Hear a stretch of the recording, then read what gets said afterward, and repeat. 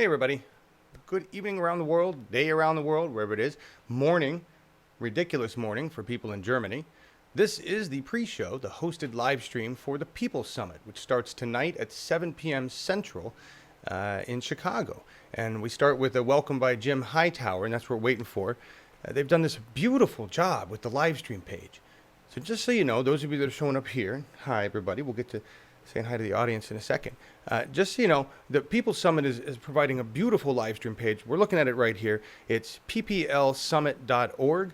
If you go there, you can watch every single stream they're going to put out, and they've got it all through the weekend. They've got tonight's stream, which is what we're grabbing right here, and then they've got tomorrow. They've got it broken down into all the breakout sessions. We're just grabbing that and restreaming to help amplify the message, and we'll provide fun coverage in between with clips and live interviews with Scott Galindez tomorrow. And so you can join us for that. You can stay here with the chat. You can go watch it on their channel. We're waiting for them to kick in here. You can watch it on the digital left. I'd like to say hello to the digital left. We're connected with them now, and they should be broadcasting these streams on Facebook. So we're reaching all these places. It's wonderful. How are you doing? Hey, David and Kat, Louise, Darcy, and Dennis. Listen here, Lyle. Good evening, good evening. Candide, howdy, howdy. All right, so we've got a half hour. The way you guys know the schedule. We'll take a look at the schedule. Let me make sure it's not going. This is what's going on tonight. We've got the welcome with Jim Hightower, the Lowdown. I guess they're going to run a video. Linda Sarsour. And there's just a ton of people listed on this. Then the Voices of Resistance and Power, a whole bunch more people. Why We're Here, RoseAnn DeMoro, National Nurses United, Nina Turner, Jane Sanders. That's all happening tonight. We're going to watch all of this tonight. We've got these people. Then tomorrow, whole other thing. Tomorrow starts in the morning. There's an early morning. There's an 8:30 Voices of Resistance and Power. And that's got 4 different people. Then From Knowledge to Action, that's the big panel discussion that starts at 9 a.m. in the morning tomorrow, Central Time. And that's got Jane Sanders, Danny Glover, Amy Goodman, Naomi Klein, Katrina Vanden Heuvel. I do not know who she is. I know the other names. Welcome, Fritz Carl. Thank you for letting us know that Hillary had slaves. I did see that story in the press. Hey, Real Jingy, how you doing? Good to see you. Good to see you. Please tell me this is running.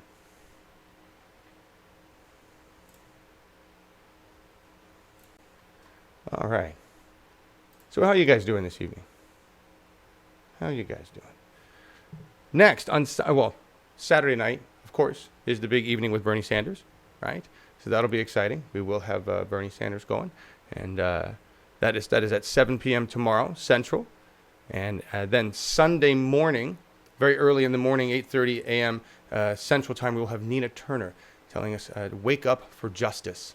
So this will be a fun weekend. And in between, tomorrow, between the morning power session, the big panel with Amy Goodman, Jane Sanders, and everybody, and Bernie Sanders in the evening, there are breakout panel sessions that are happening all day. So that will be awesome. And Scott will be there doing interviews, exclusive interviews with a bunch of people.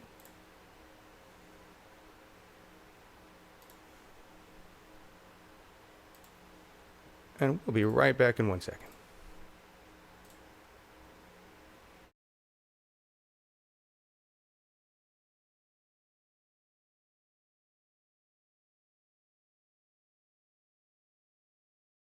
You just wanted to remind me, Fritz?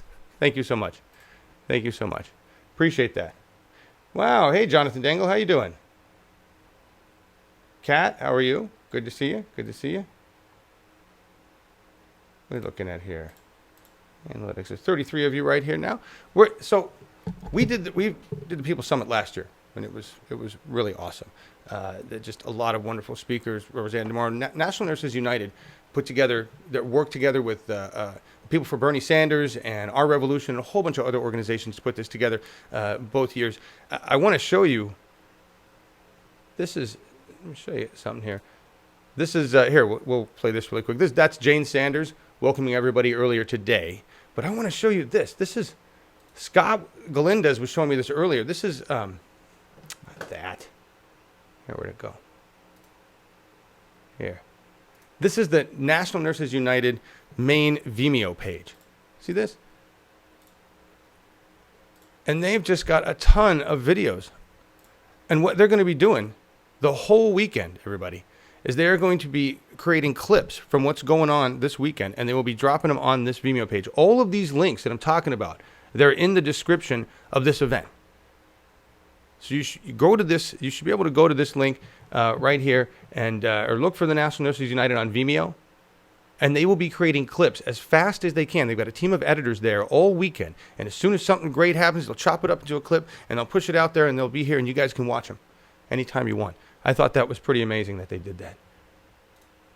We're going to talk about that in a minute. I'm looking at some of the Twitter results. What's going on here? Let's hear Jane Sanders. Welcome, everybody.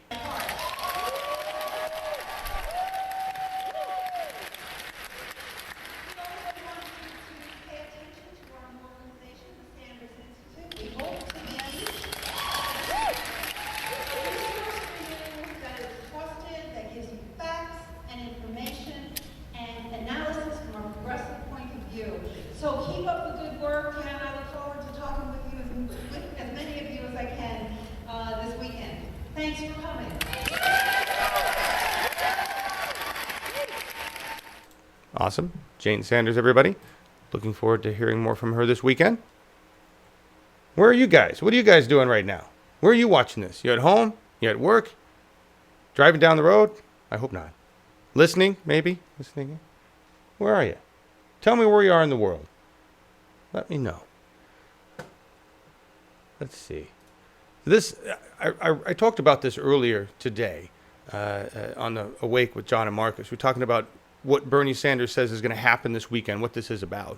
And it says this marks a turning point for people in the political revolution. I think with what just happened in the UK, that it couldn't be more perfect. And for the record, Bernie did say that he booked his UK tour well before Theresa May called for the special election. So he didn't plan that to strategically work with Jeremy Corbyn there to gain power over there. But it kind of marks a global stand, right? We are tired of oppressive governments that put profit before people, and we want to change that worldwide.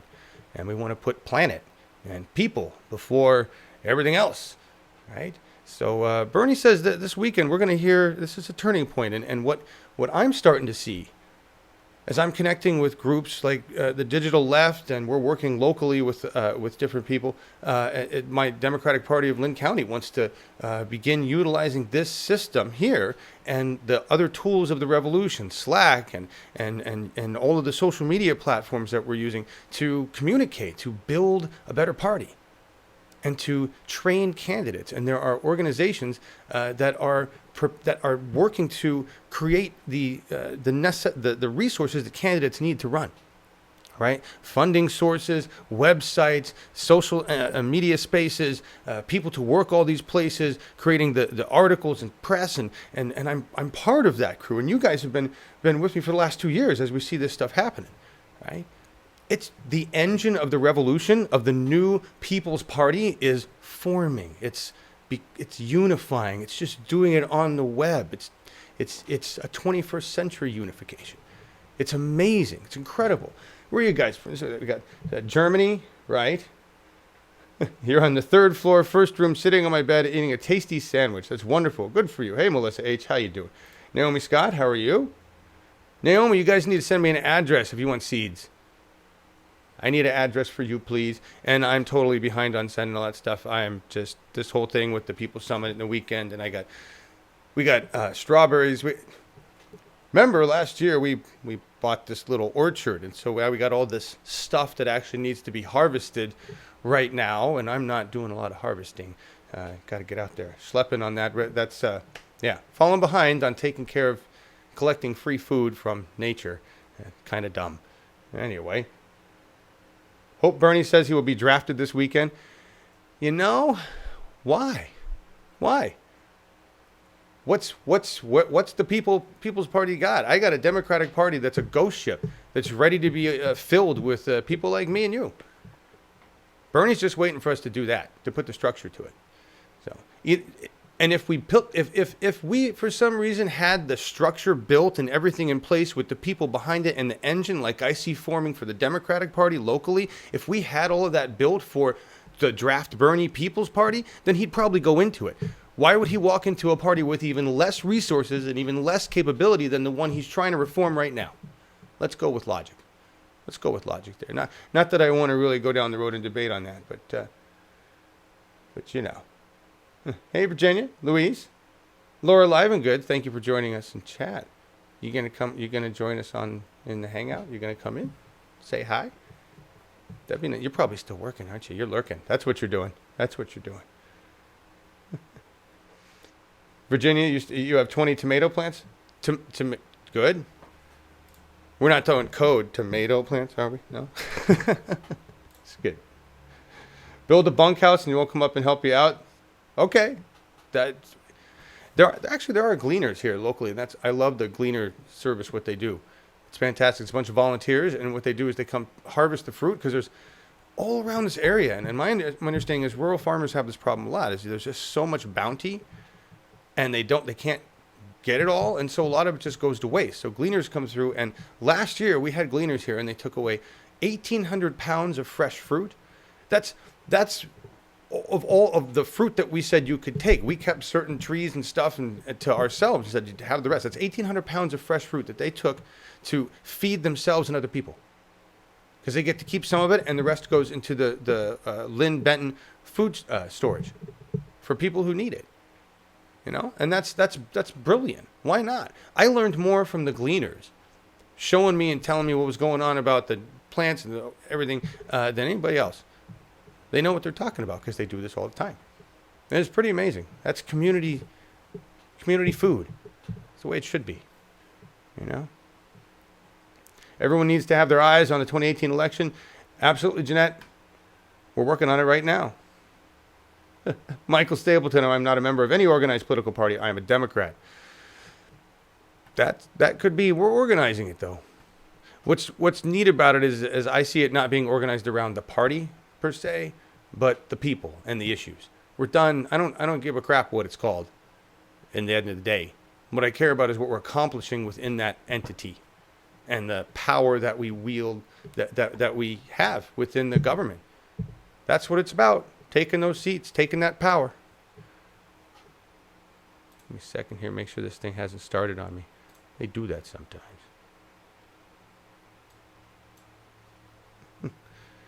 I have not seen Trump's press conference. I have heard clips from it. They come through, and they're very frightening. I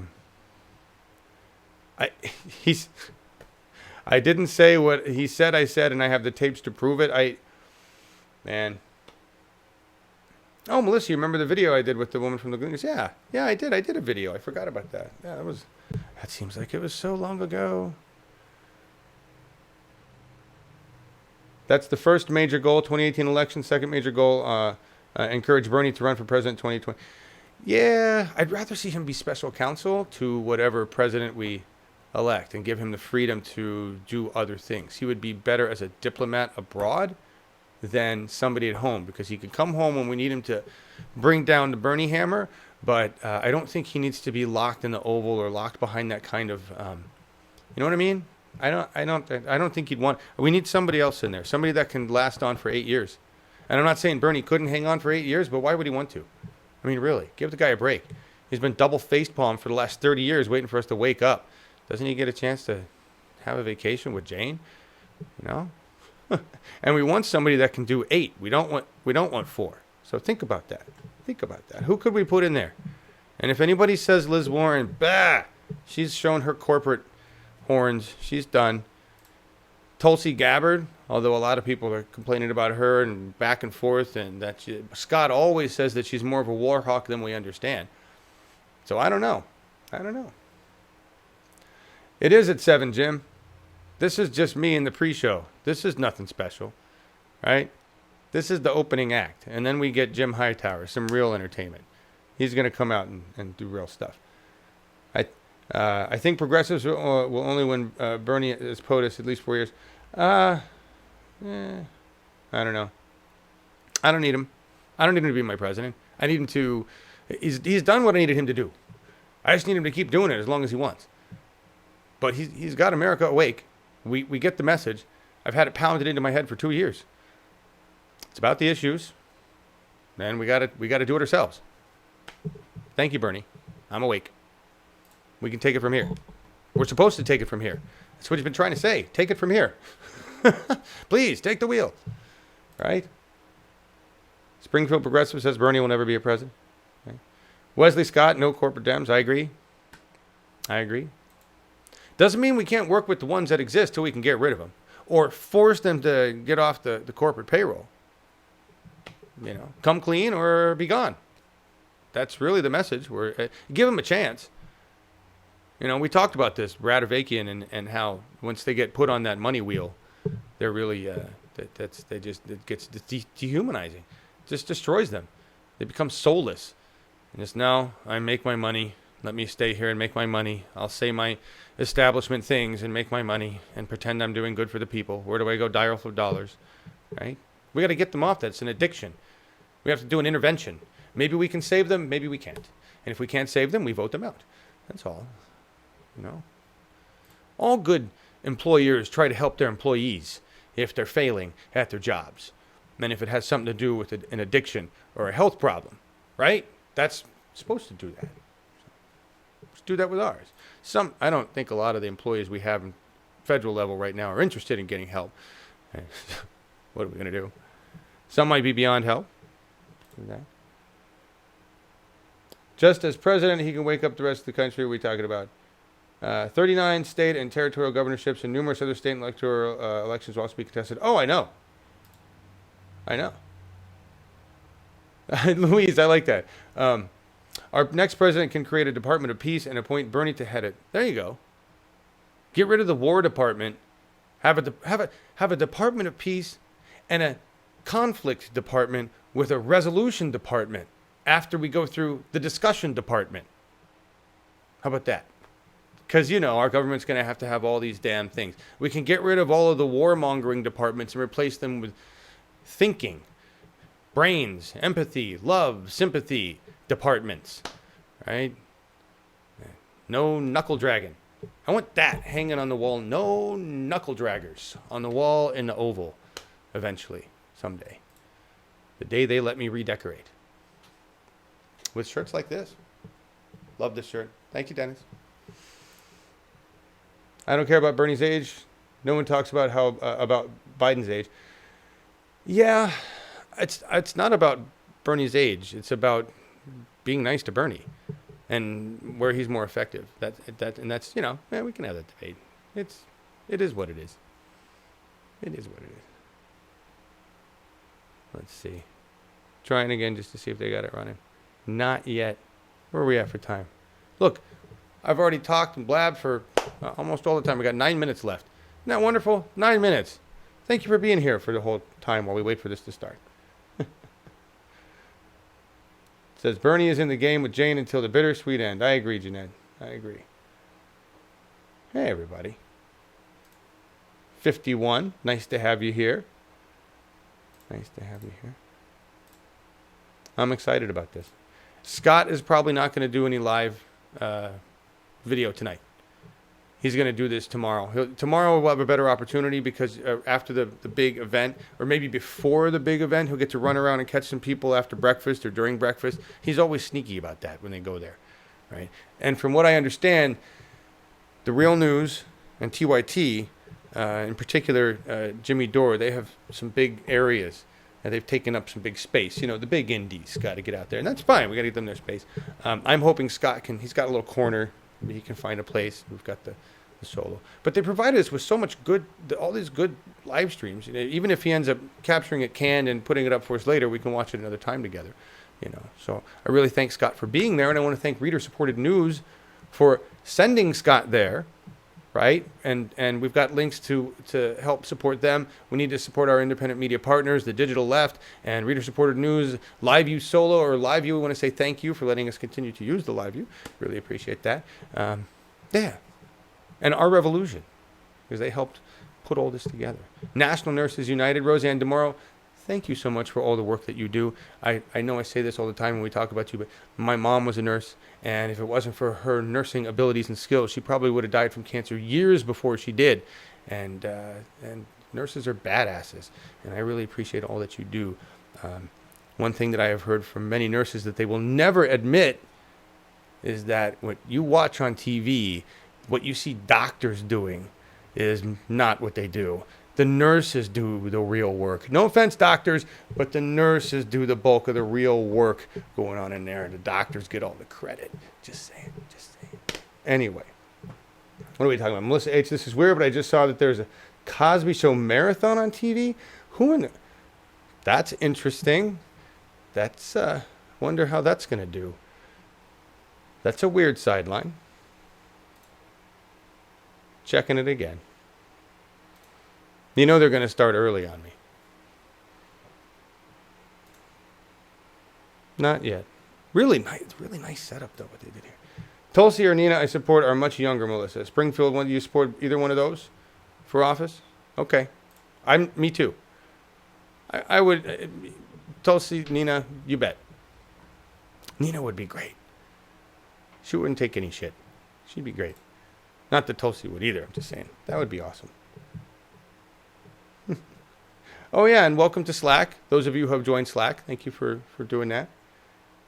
When you get a chance, ping me in there, and we can talk about how to help and things we need. There are some things, anybody who wants to work with me on some separate projects like YouTube and other stuff, I got some things to get done once you get acclimated to what's going on in there. John sounds like my father, says Jeanette. Daughter, Bernie's time has passed. He's done good. Now it's up to the American youth. Me, I want President Bernie, damn it. Yeah. I understand. I do too. We really do kind of have President Bernie. No one really pays much attention to what Trump says. People paying a lot more attention to what Bernie says now. We can all just pretend and follow Bernie for real. Trump isn't really doing much presidential anyway. This whole battle with Comey is ridiculous, and that's why I don't spend too much time on it. In general, we just need to focus on what we're doing on the ground game, right? That's really what's most important. Scott Galindez is chiming in. He wants to know if we can do a camera check right now. I'm live, Scott. I suppose we could. He's coming to hang out. There he is. There, we'll see what he's got going on. We have... Hang on a second, everybody. What's up, Scott?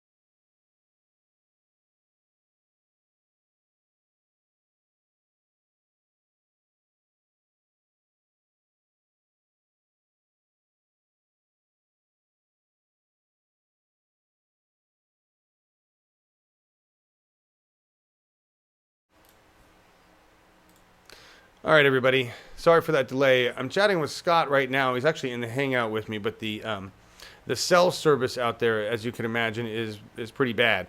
There's more than 4,000 people there, and they're all trying to share the same available network bandwidth. And so Scott's in the conversation with me, but the camera's not working. He says that everything's running late right now anyway. There's a lot of people still eating dinner.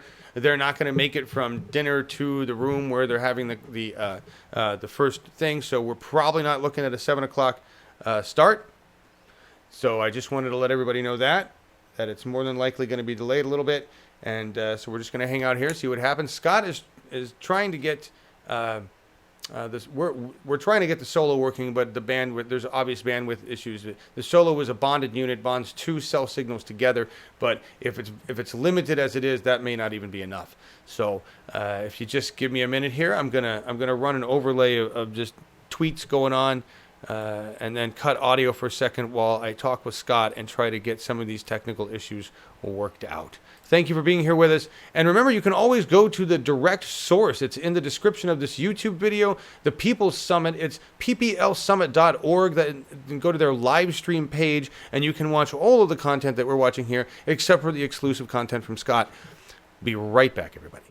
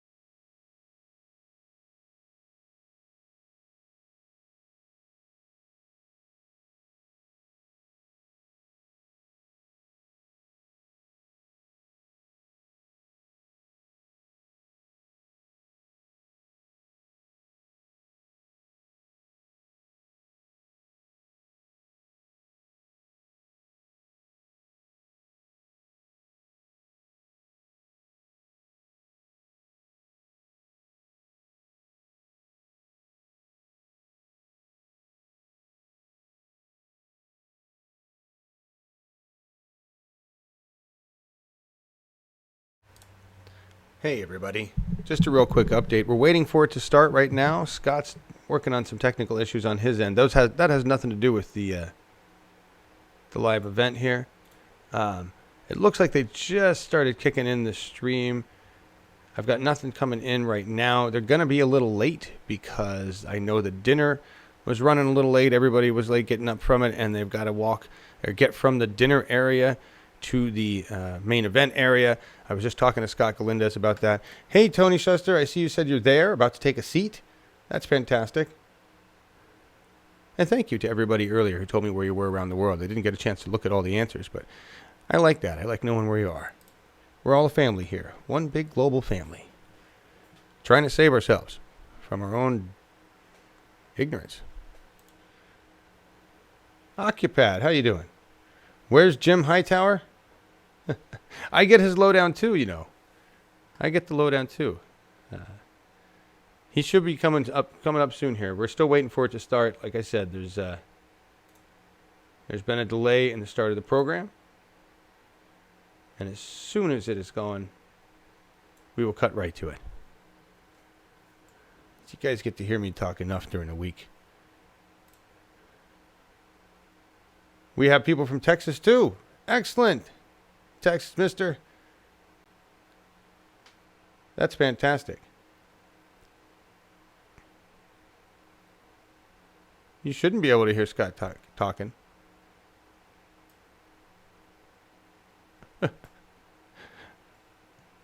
Family is wonderful. Wow.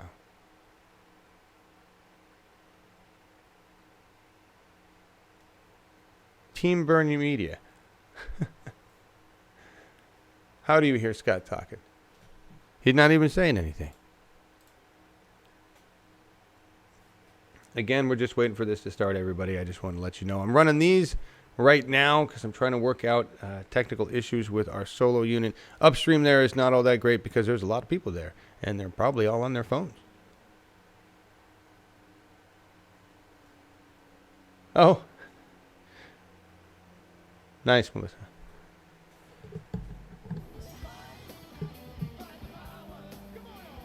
There it is. They got it starting. Here we go, everybody.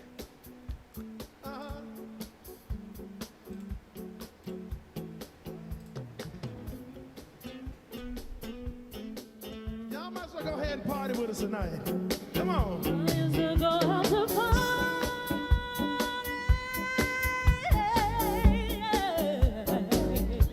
I like that.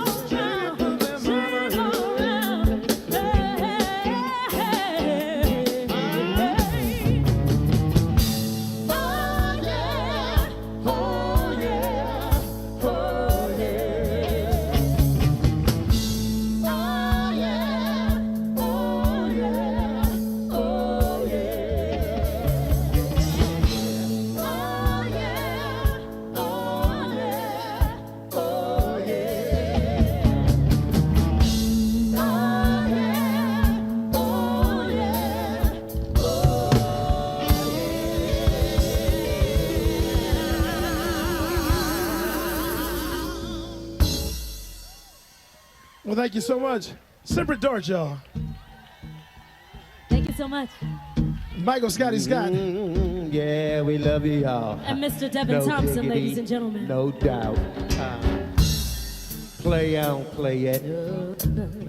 Play on, play it. Yo, I'm about to drop the verse.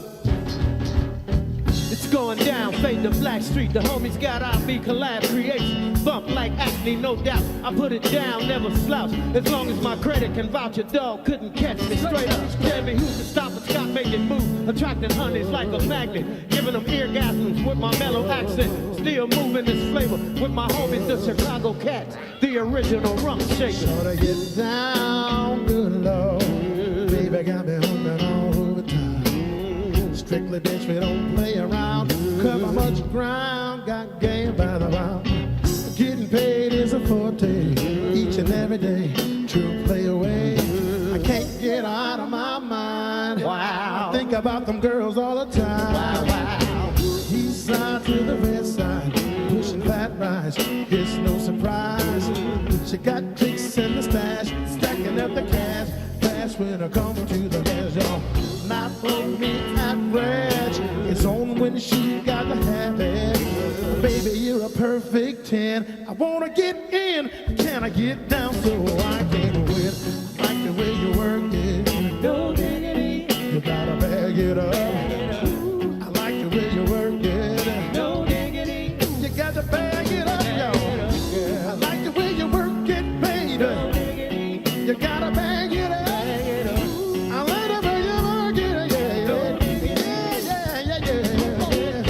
She's got class and style, street knowledge by the pound. Baby never act wild, very low key on a profile. Catching feelings in the know. Let me tell you how it goes. Curves the word, spins the verb. Love is it curves so free, but you heard. Rolling with the fact is, you don't even know what the half is. You got to pay to play just for shorty bang bang to look your way. I like the way you work it, drum tight all day, every day. You're blowing my mind, baby, in time. Baby, I can get you in my eyes. I like the way you work it. No diggity. I got to bag it up. I like the way you work it. No diggity. I got to bag it up. I like the way you work it. No diggity. I got to bag it up. I like the way you work it. No diggity. Hey, yo, that girl looks good.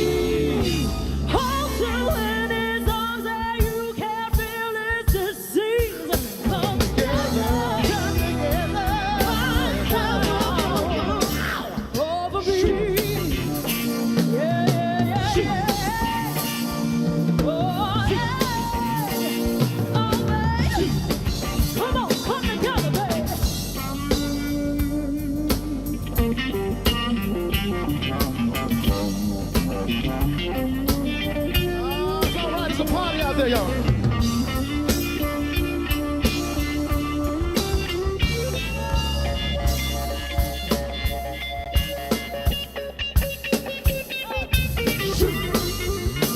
My sandals, not shoes. Not boots, but shoes.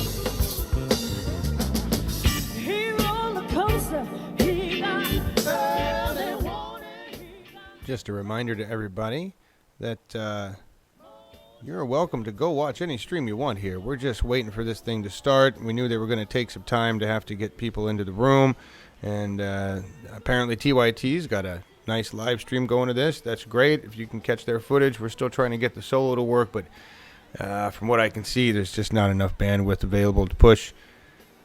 And so you guys welcome to hang here or watch the stream on pplsummit.org. That's where we're pulling this right now. Or go to TYT, but hang out with us in the chat. Stay here. We've got chat moderators, wrenches, and we keep this friendly, intelligent as much as possible, and keep it focused on the issues. So thank you all for being here, and as soon as this gets going, we'll be rocking it. Actually, we're rocking it right now. I don't know who this group is, but they're great.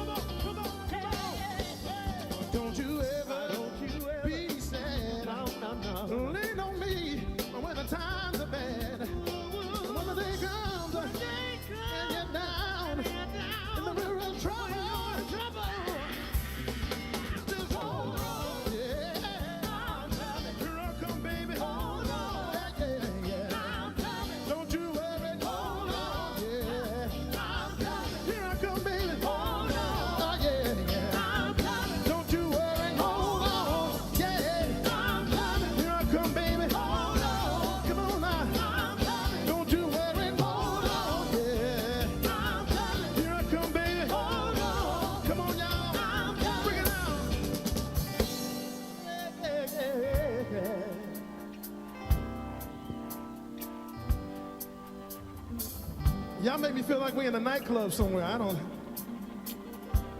Can we turn the lights out a little bit? It makes me more comfortable. Ladies, where are ladies at tonight? Where are all the ladies at tonight? Fellas, I want you to close your ears. I'm not talking to you. Ladies, I want to let you know something. If you got a man and he ain't treating you right, I want you to do me a favor. I want you to call me, baby.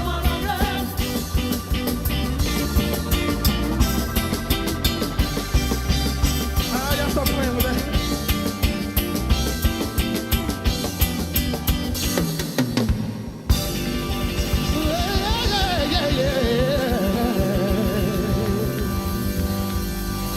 Mr. Devin Thompson, ladies and gentlemen. Good evening, People's Summit. Let's give a round of applause for the Chicago Cats Band. Yep.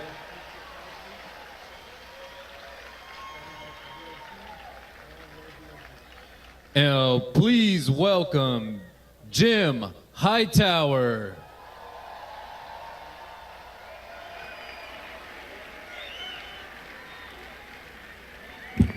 Hello, people.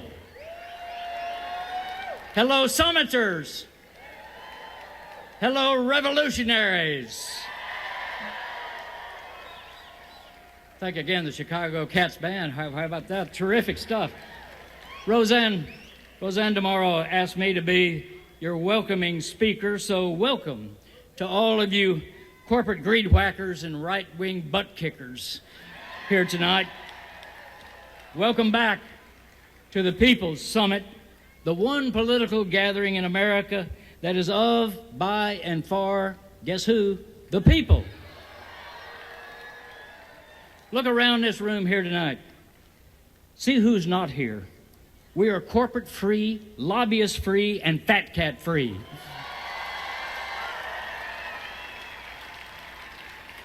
Indeed, we're a room full of romping, stomping, unapologetic, unbought, grassroots, progressive agitators.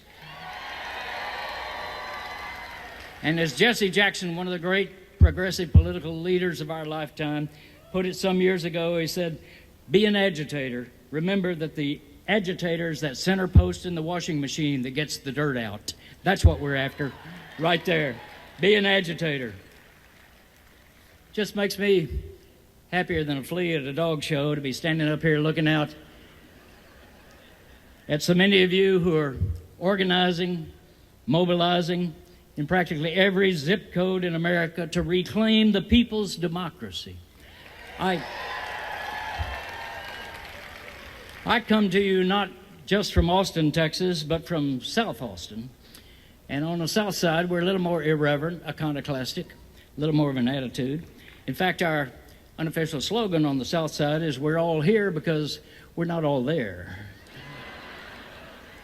Well, I think we're all here because the powers that be are not at all there in terms of grasping the essential notion that we're supposed to all be in this together.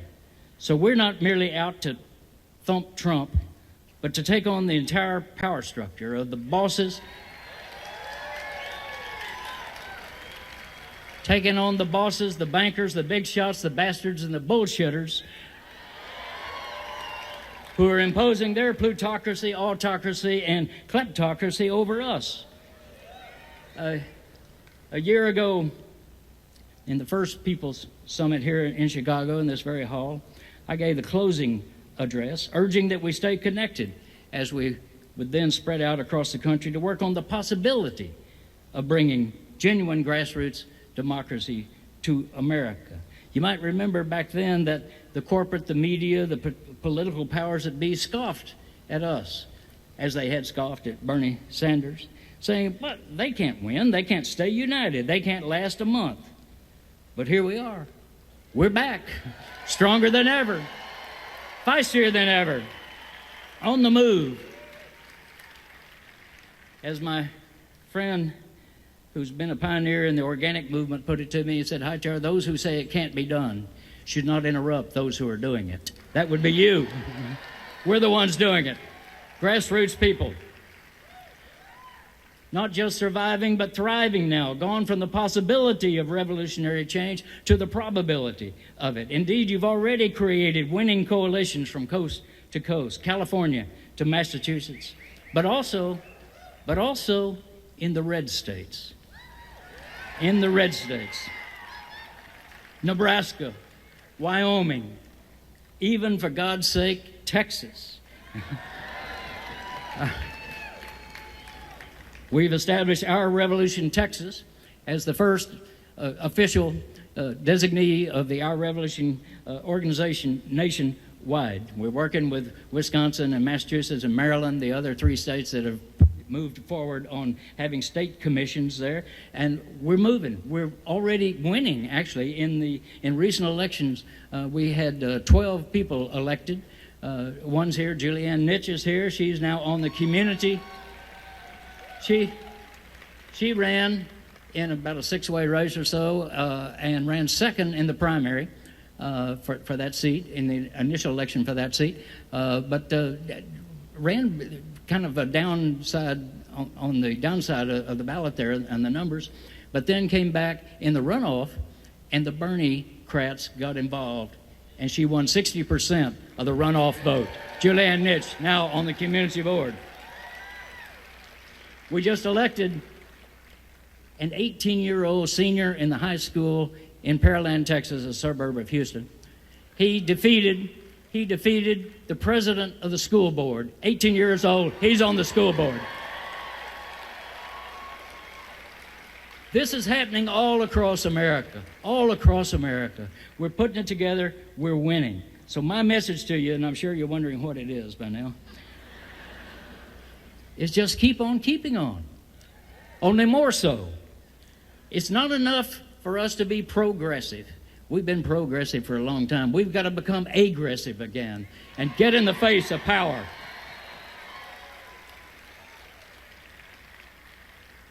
As we say in Texas, our politics needs to be hotter than high school love. Sure, that means, as the bumper sticker puts it, resist. We got to resist Trump, that pendejo.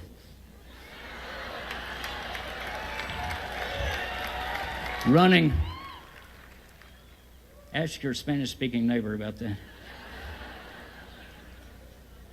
Running an absolute freak show in Washington, D.C. Every time I hear his latest tweet message, I think, 100,000 sperm and you were the fastest?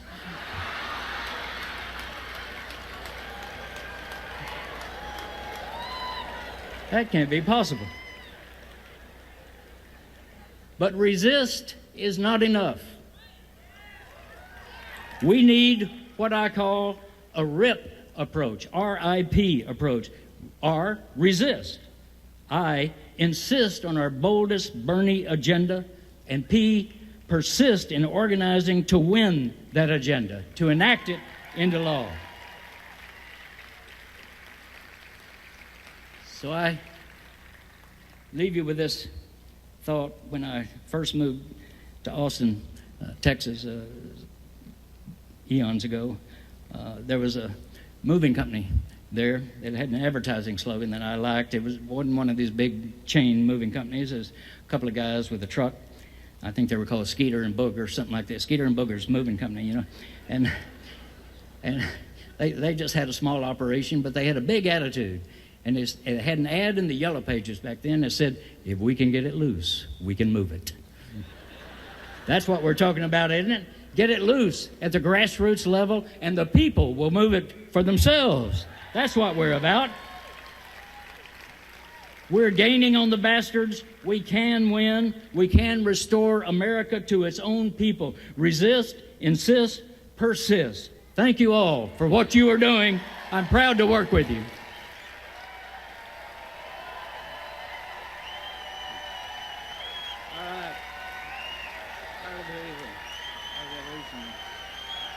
The People's Summit, that's you. All right.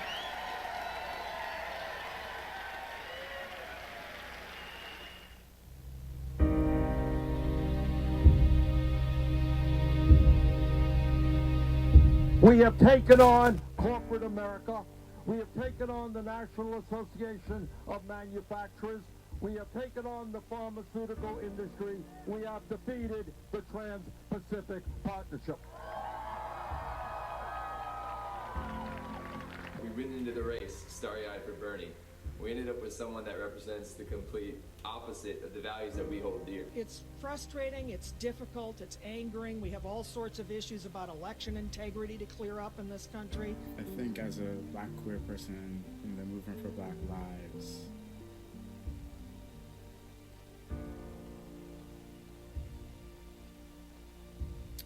I'm scared. There's no other way to say it. Destruction of jobs and pollution are caused by corporate desire to privatize profits and socialize costs. Pollution and other environmental destruction more negatively affect the working class, communities of color, and indigenous people than the white, the wealthy, and the privileged. But I want you to take solace in these words. We must accept finite disappointment, but never lose infinite hope. The valley may be lower, but we've been here before. We know that, violence happens to black and brown bodies. This is nothing new. This has been happening for 400 years in this country. Indigenous people have been surviving 500 plus years of colonization and attempts to exterminate us, and we have resisted 500 plus years. We don't take the word resistance lightly. That's an historic word from the civil rights movement. We have fought, and so many brave people have died in the struggle, or been beaten, or went to jail. This for us is our lunch counter moment for the 21st century. 100 years from now, we won't be here, and neither will the guy in the White House. But what will be here will be our resistance. It isn't about who's in the White House, it's about who's in the streets. It's been 100 days of resistance, starting with the Women's March on Washington, which is the largest single-day protest in U.S. history, and we've been resisting ever since. No man, no wall. Just from history, we can all agree that building walls and shutting doors is not the answer. That's right. The answer is to show compassion and be the example. If we want to live in a humane world, we have to be humane. What is the resistance? I know what this town wants you to think it is. They want you to think, oh, it's just against Trump. And once we get rid of Trump, great, we go back to the status quo. No.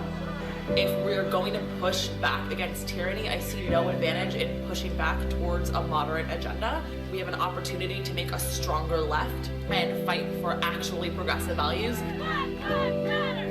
Black lives matter. Black lives matter.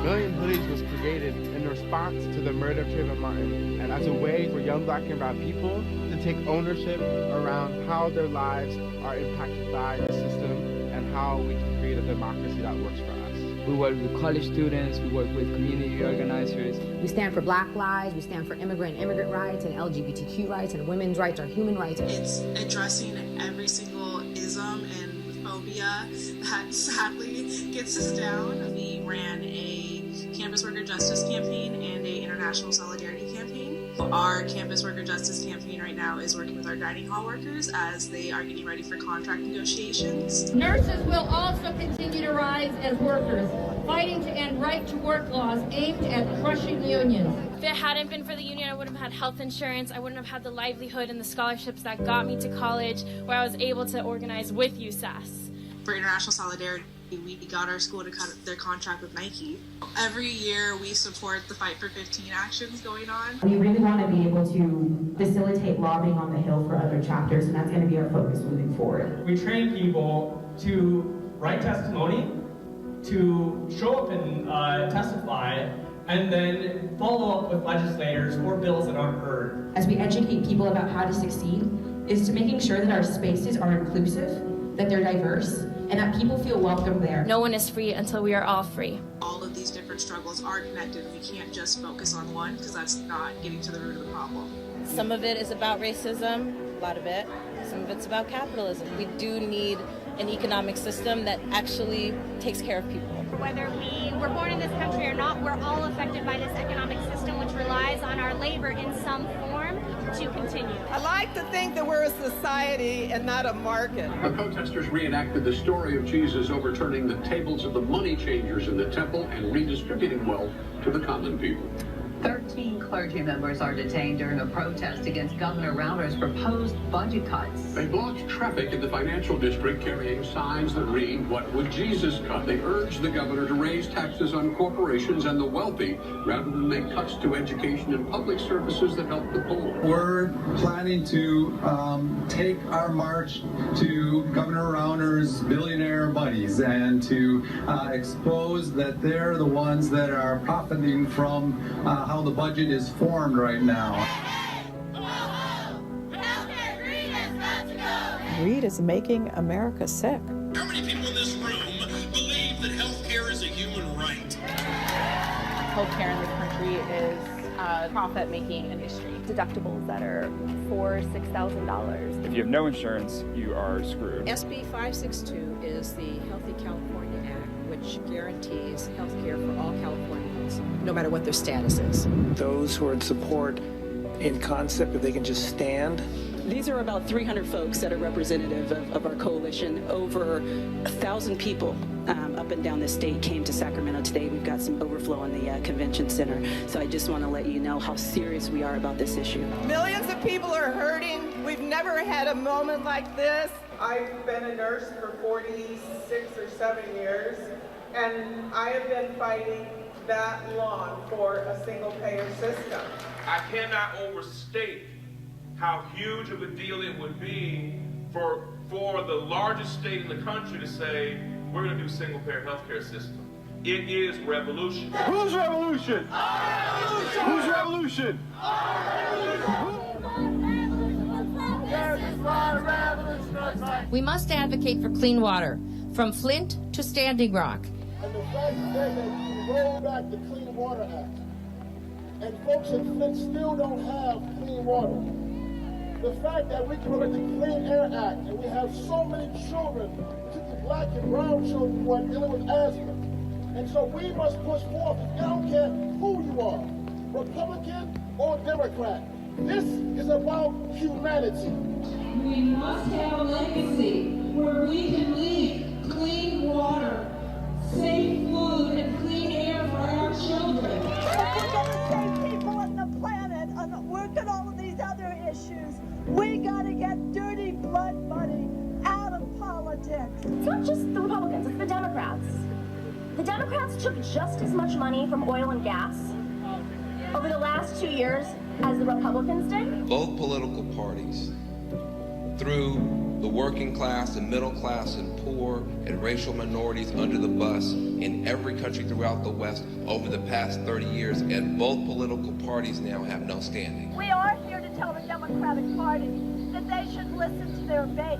If you dismiss progressive values and reinforce the dynamic status quo, don't assume the activists in California or around this country are going to stay with the Democratic Party. Do you all feel as if you need to put your efforts behind making the Democratic Party successful? I think that they think we can't chew gum and walk. They say, well, you can't go after Democrats. We have Trump. No, we can do both. We're getting organized. We're building community. We're learning from each other. We're showing up for each other. We're building a really basic political skill that we can use. We can replicate that for things like rent control, police violence, and all sorts of other fights that we all want to win, but we're not going to win them until we all start working together. We can stop the madness that we're seeing in our country right now if and only if we stand together. We'll be continuing to grow, build, and love upon each other. Keep up the fight, stand together, stand strong, and we will win this fight. All power!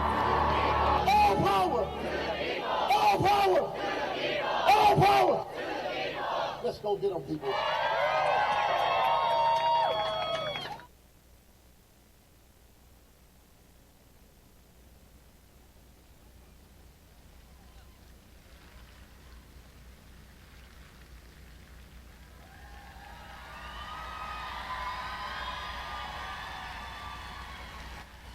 How's everybody doing tonight?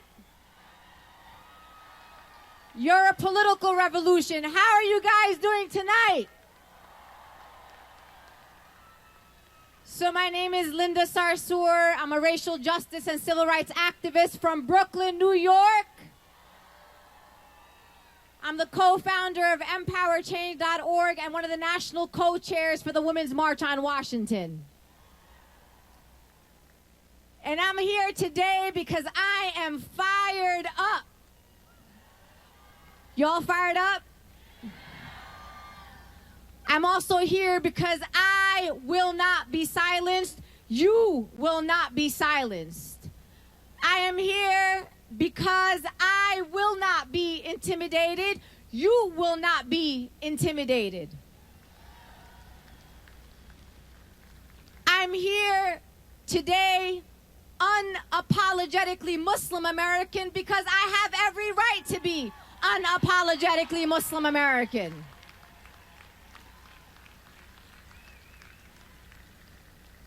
I'm also here unapologetically Palestinian American because God blessed me.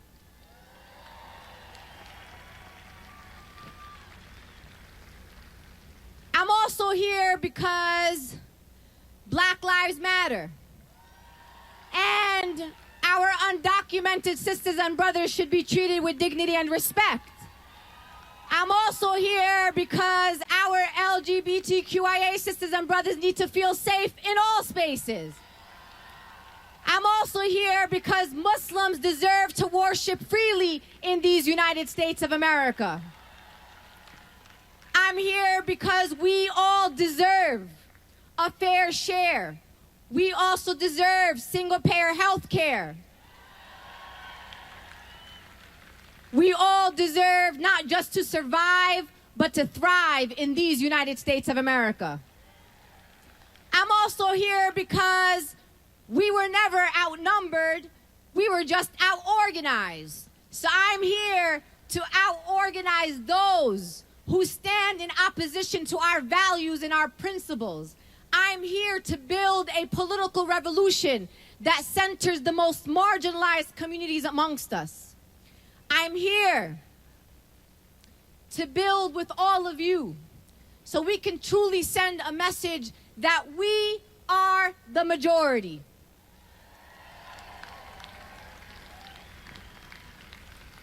I'm also here because we can't talk about racial justice without talking about economic justice. You can't talk about economic justice without talking about environmental justice. Can't talk about environmental justice without talking about poverty and reproductive rights and religious freedom. I'm here because I want to build an intersectional movement that does not ask anybody to leave any part of their identity behind, that you welcome us all with all of our identities and all of our issues to the table. I'm here because Audre Lorde told us that we cannot have single issue struggles because we do not live single issue lives. So y'all ready to out-organize the opposition? I don't believe you. Are you guys ready to out-organize the opposition? All right. So over the next 3 days, I want you to do 3 things. Y'all ready? Because we're not just here to hang out. First, I want you to show gratitude to any of the National Nurses United staff that you see anywhere in this building. I want you to show gratitude to all the security officers and all the workers that are in this building. I want you to show up at the different programs and trainings that are happening because people worked hard to provide a program that is going to give us all the skills, resources, and tools to continue to ignite this political revolution. I also want you to build transformative relationships. Give out your phone number, give out your email, get to know one another. You know why? Because we can only protect one another if we know one another. And I want you to know that no matter what, that you can always count on me, your Palestinian Muslim American sister from Brooklyn, New York, to keep her voice loud, to keep her feet on these streets in the name of justice for all people. Political revolution.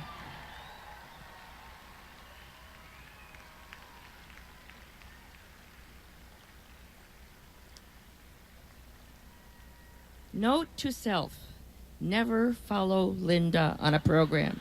Again. Hi, everyone. I apologize for my voice. I've been a little under the weather. My name is Jean Ross.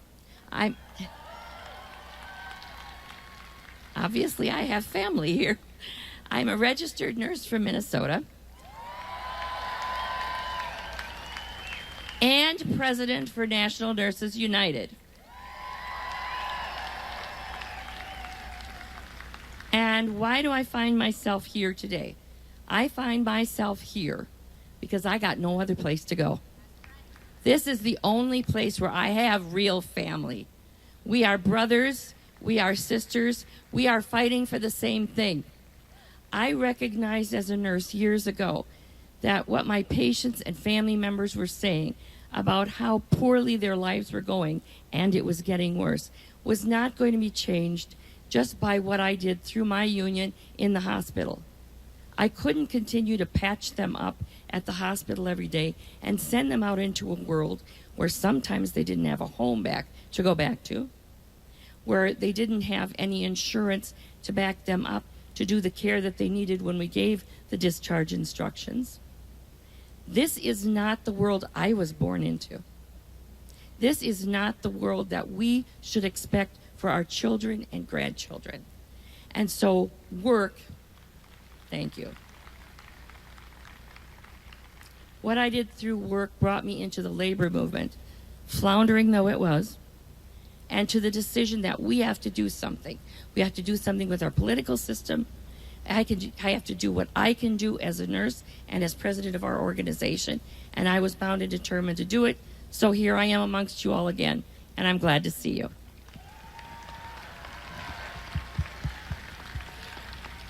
Good evening, everyone. My name is Deborah Berger. I'm also a president of the National Nurses United.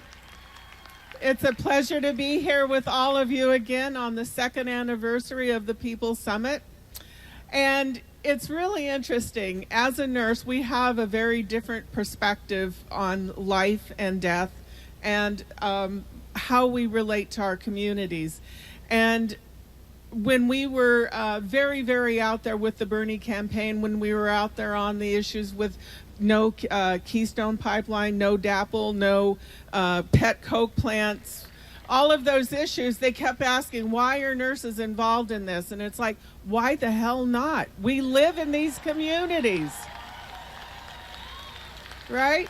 So the other thing is that they talk about single issues. Well, why are you on this issue? You should only deal with healthcare. Well, if you're a nurse, you know that you look at the body holistically. You don't just look at the heart. You don't look at the lungs. You don't look at the bowels or the bladder or the brain or the spinal column, the bone system. You look at every single thing because they all are interconnected. And as our sister pointed out, they're all interconnected. You can't have a healthy life without having clean water and clean air and a safe job, a safe home. So we will always be out there on these issues because they matter to nurses as much as anyone else, because we are tired of seeing our communities ripped apart because they aren't properly funded and addressed. So thank you, and we look forward to working with you for the rest of the weekend.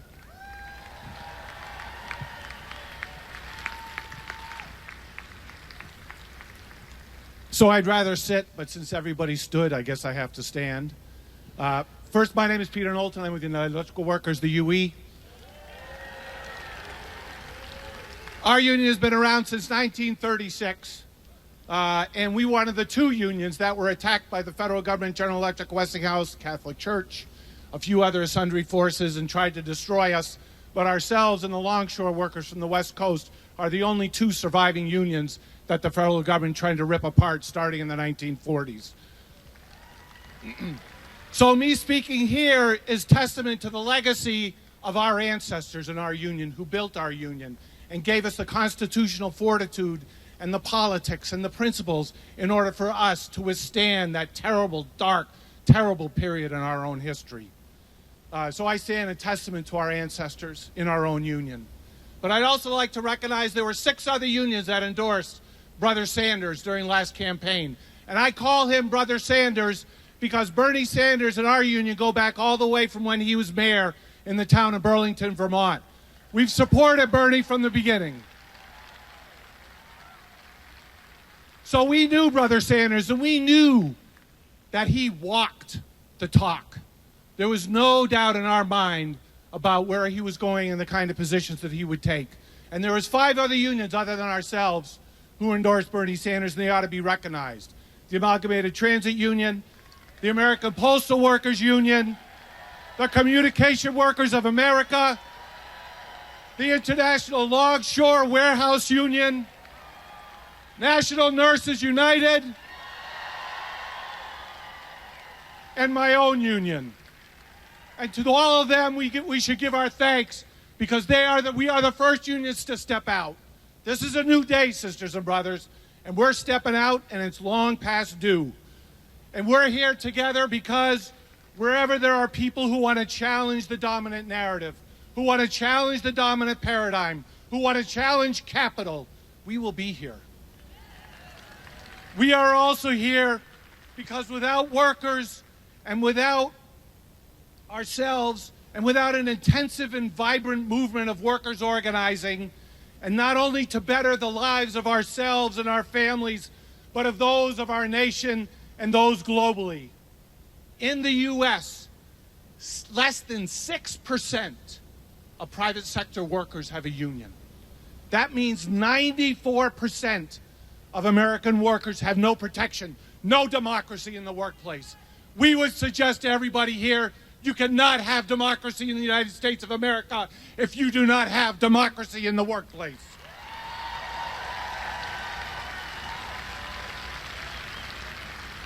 When you include the public sector, less than 13% of workers in the U.S. are organized. That hurts us. That hurts our nation. And courtesy of Blue Catering, they gave me my palette to work from. We are going to defeat the complete corporatization of our culture and our nation. But we need to distill and develop a culture of organizing, a culture of unionism, and a culture that puts the needs of the working class front and center.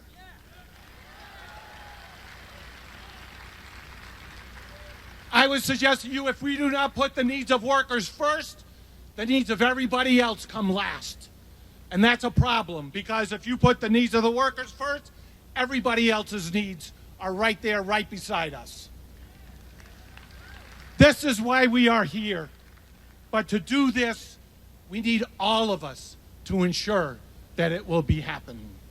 We need all of us to stand together and defend the right of workers to organize, to defend the right, to defend the First Amendment to this Constitution, to assembly, speech, and to defend ourselves from the 13th Amendment away from slavery and indentured servitude. Those are the constitutional principles that we need to defend, and we all can do it if we all stand together. Thank you.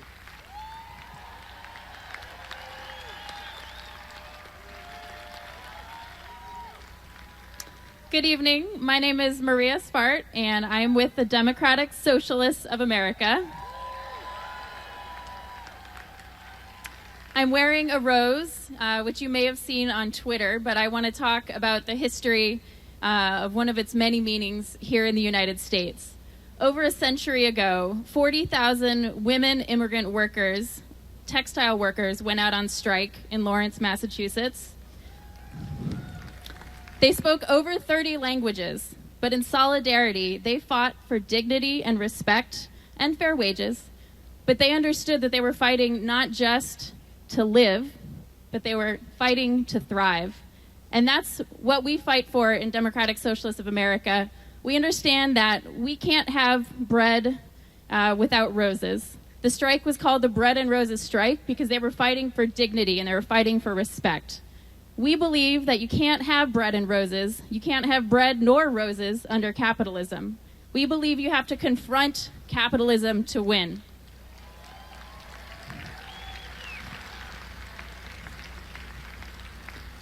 We believe we can't just demand a fair share of what we make. We need to demand control of what we make.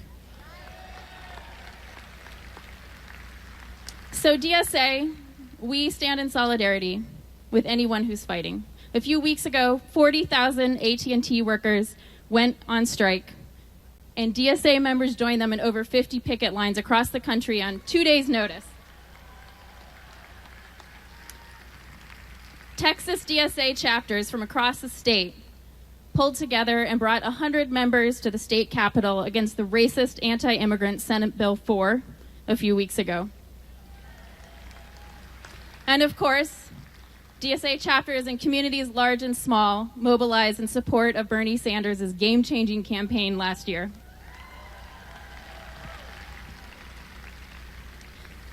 So we know that we need to directly confront the ruling class. DSA has 155 chapters across the country in 48 states so far. We're going to get the last two. And we know that we need to work together to win this fight. We are here this weekend so our members can meet all of you. We're here to build the kind of relationships that it will take to fight for socialism over barbarism, because that's the only way we are going to win.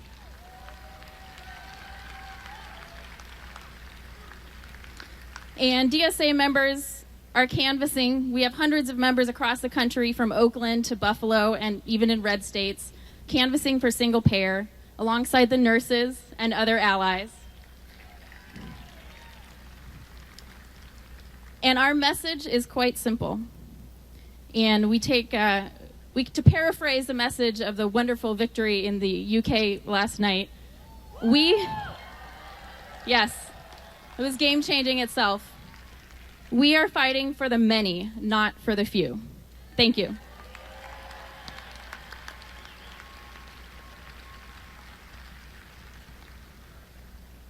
Hi, my name is Mark Schlossberg. I'm the organizing co-director of Food and Water Watch and its sister organization, Food and Water Action.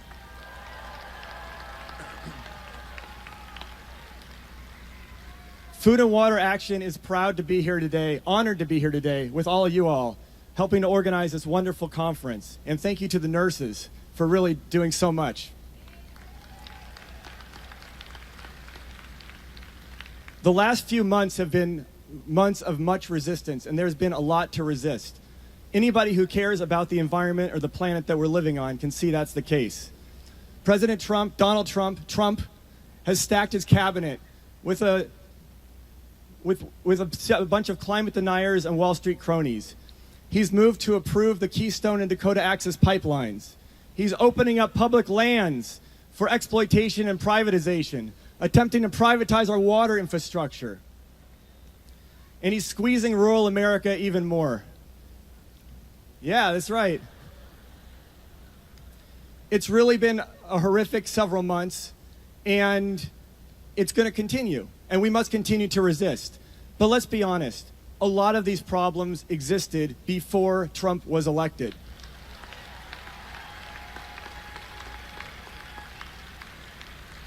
He's made things worse, but those problems existed. Our water infrastructure was crumbling before Trump was elected. Anybody who's heard of Flint or the many other communities across the country can know that's the case.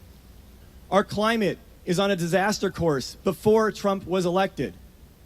Our rural communities have been squeezed by factory farming, trade, and economic consolidation before Trump was elected.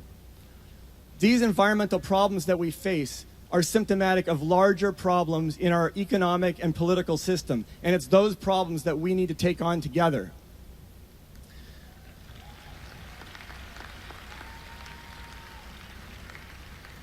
And we know that when we do take these on together, that we can win. When we organize community by community around bold policies that actually rise to the level of meeting the needs that people have, that we can win. We've seen this in water, where dozens of communities across the country have resisted privatization and kept their water systems public. And we see it in the growing movement in Flint, Atlantic City, and elsewhere across the country. We see it in rural communities, where communities are working under very challenging circumstances to build real progressive political power. And we see it on the climate, where more and more cities and counties are moving to 100% renewable energy, where places like Monterey banned fracking. In Philadelphia, where they rejected a fossil fuel expansion at their port. In the Northeast, where they rejected the Constitution Northeast direct pipelines. And even in states that are controlled by Republicans like Florida, you've got 80% of the state population covered by resolutions that either ban or ordinances that ban fracking. We can do this, people. So we're excited to be here today and for the next few days and to work with you all. We know that we're excited to build new coalitions and meet new people. We're excited about building strong, progressive political platforms that we can hold elected officials accountable to. And we're excited to have the clean revolution happen, the clean energy revolution happen, because we will never achieve that unless we achieve the political revolution we're all working for together.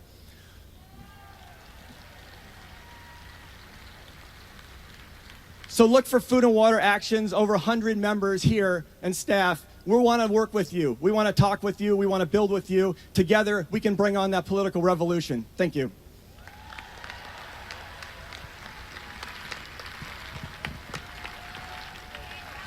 My people, how y'all doing?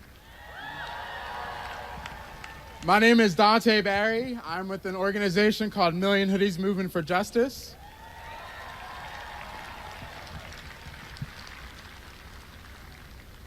Million Hoodies was started after the murder of Trayvon Martin in 2012, and today we're a human rights membership-based organization organizing young black and brown people to end anti-black racism and systemic violence.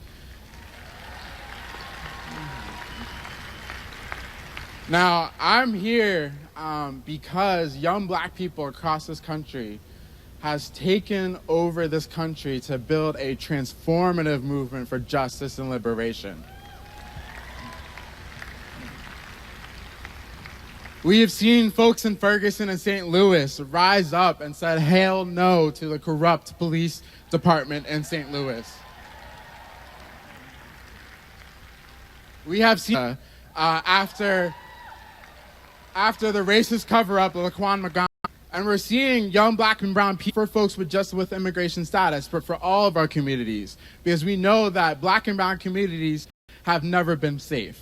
We've never been free. And so I'm here because we need a transformation. Those that are most impacted by the issues that impact our lives, right? We've seen Perez and Tamika Mallory and Bob Bland lead Donald Trump with the Women's March. We know that impacted are the ones leading the forefront of our movements. Women get free, all of us get free. We know that when black immigrants get free. So right now, we're in a challenge. The opposition has been working very hard to keep us down. Right now, the Republicans have control. We're 1 or 2 states away from another constitutional convention, with even more crisis. And so what are we going to do? And why are we here? We need to win strategies and tactics, and we need to be able to organize those folks that we haven't already been here, right? And build the base of people that we need to win, to change, and fight like hell. We also need to build freedom cities. Needs to be free, where human beings can for our communities. It's such a pleasure to be here. It is our duty to fight for our freedom. We must love and support each other. Thank you. Peace and good night, y'all. Good evening. My name is Toby Chow, and I am a leader. We are 1 million people in 5th country, united by one belief, that it is time to put people in. And in order to do this, we live in a time of crisis. Nationalists have gone from lobbying Now this is an old story. Time and time by race and nationality to get us to point the finger at their own power. But it is not each other. The enemy is corporate power. It is the billionaires who sow division among us while they profit off of the suffering in our communities. It is time to defeat them. It is time to take power. We have seen millions of people across this country stand up and speak out. Now we know that militant, direct action is crucial to our movement. Black Lives Matter showed us that. Standing Rock showed us that. Here in Illinois, we shut down the Chicago Board of Trade building. We occupied the state capitol. And I'll tell you this, that every successful movement in history has broken the rules with militant direct action. Fighting for governing power. We know that it is not enough for us to lobby the government. It is not enough to appeal to the government. It is not enough to protest the government. The time has come for us to control the government, to be the government. So we are building a new movement politics where we are taking public office and exercising control over our own lives. And we are building a long-term agenda, justice, democratic control of capital, global sustainability, and real democracy. We are committed to putting racial justice at the center of every fight.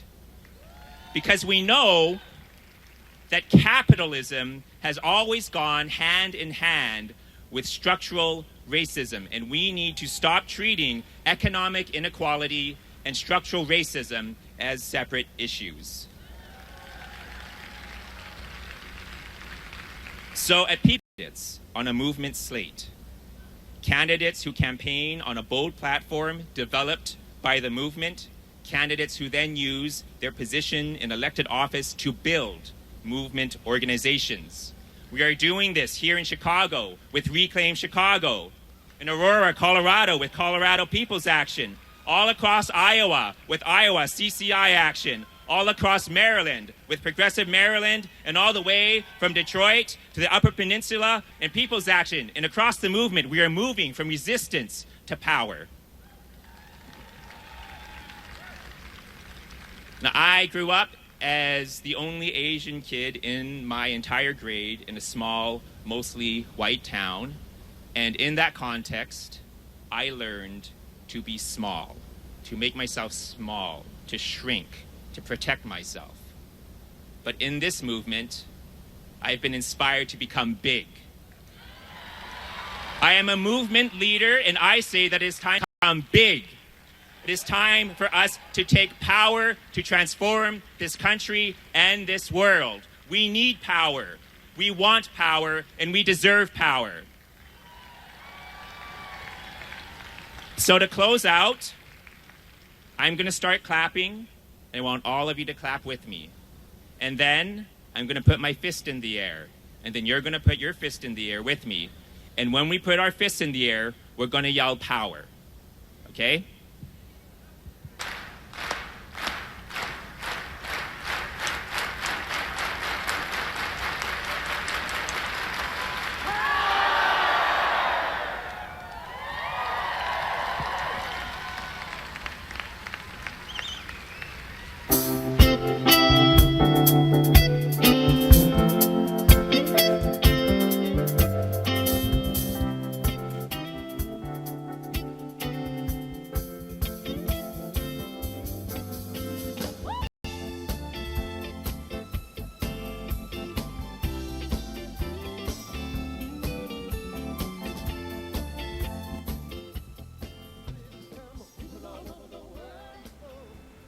Hey everybody, I'm real sorry about the bandwidth issues. That's definitely on my end here, and Comcast is not really doing a great job of providing me with the bandwidth that I actually pay for.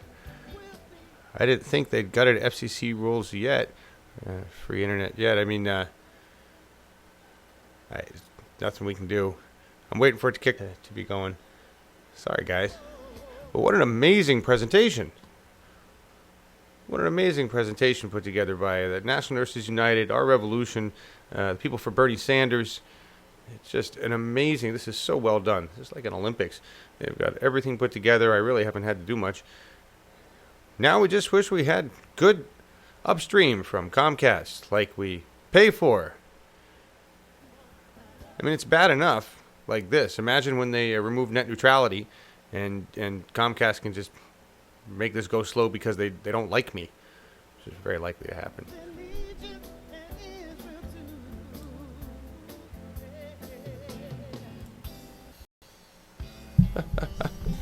The history of balsamic, guys, honestly, it's I don't remember it happened in the show. Was it this morning? Yesterday?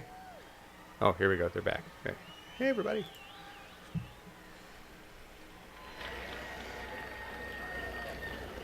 Good evening, everyone.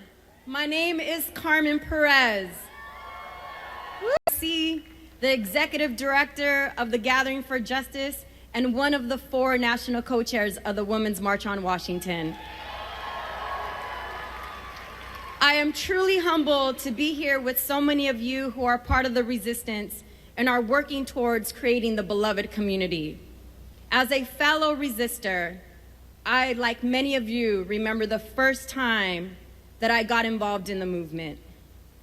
It was a beautiful day on the morning of January 21st, 1994, where I felt this feeling of doing something larger than myself. I remember walking town of Oxnard, California, to find balloons and a birthday cake that said, "Happy birthday, Patricia and Carmen," right next to an open casket where the body of my older sister Patricia would lay. Not fully grasping what was happening, I then realized that on my 17th birthday, we would be burying my older sister. For many in my family, this situation would paralyze them.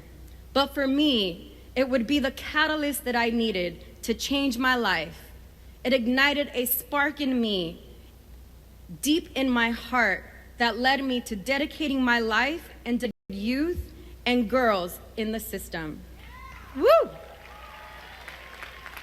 Owning my tragedy and channeling it towards organizing in community and transforming my pain into action.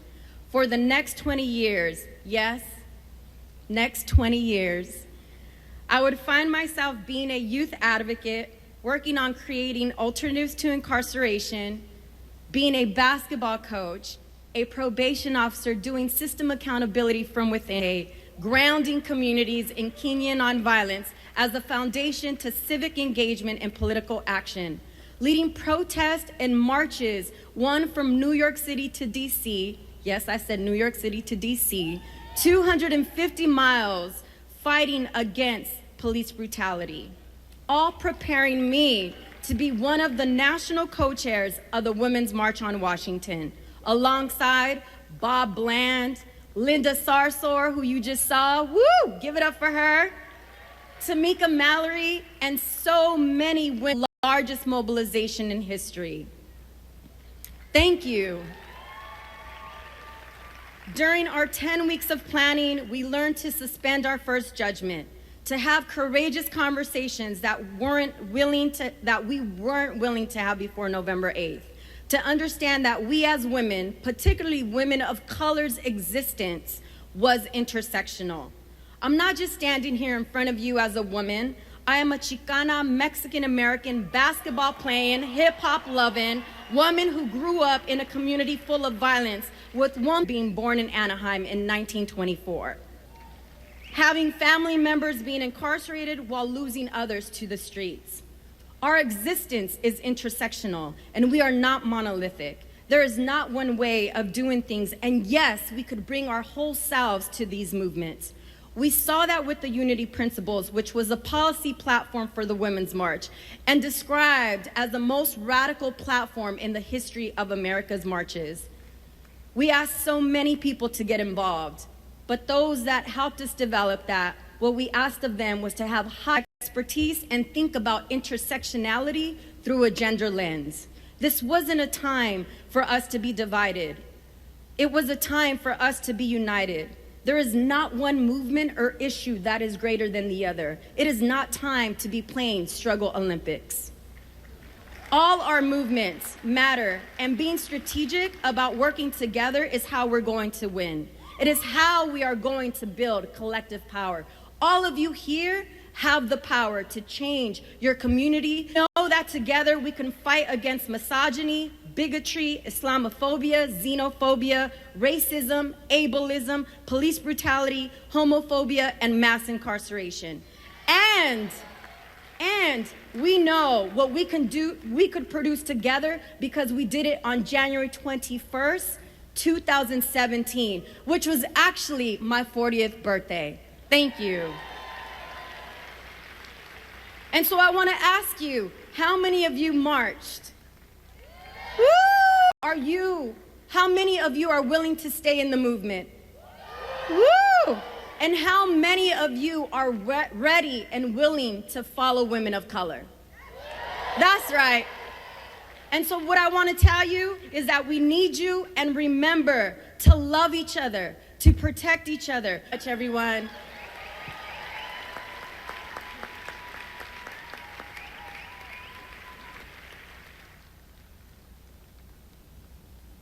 Hola, mi gente. Hi, everyone. My name is Jorge Aguilar, and I'm an organizer for Food and Water Action. I'm also a climate warrior and a water warrior, fighting to protect my goddaughter in Nicaragua, to protect my family and my built in the Chesapeake Bay region.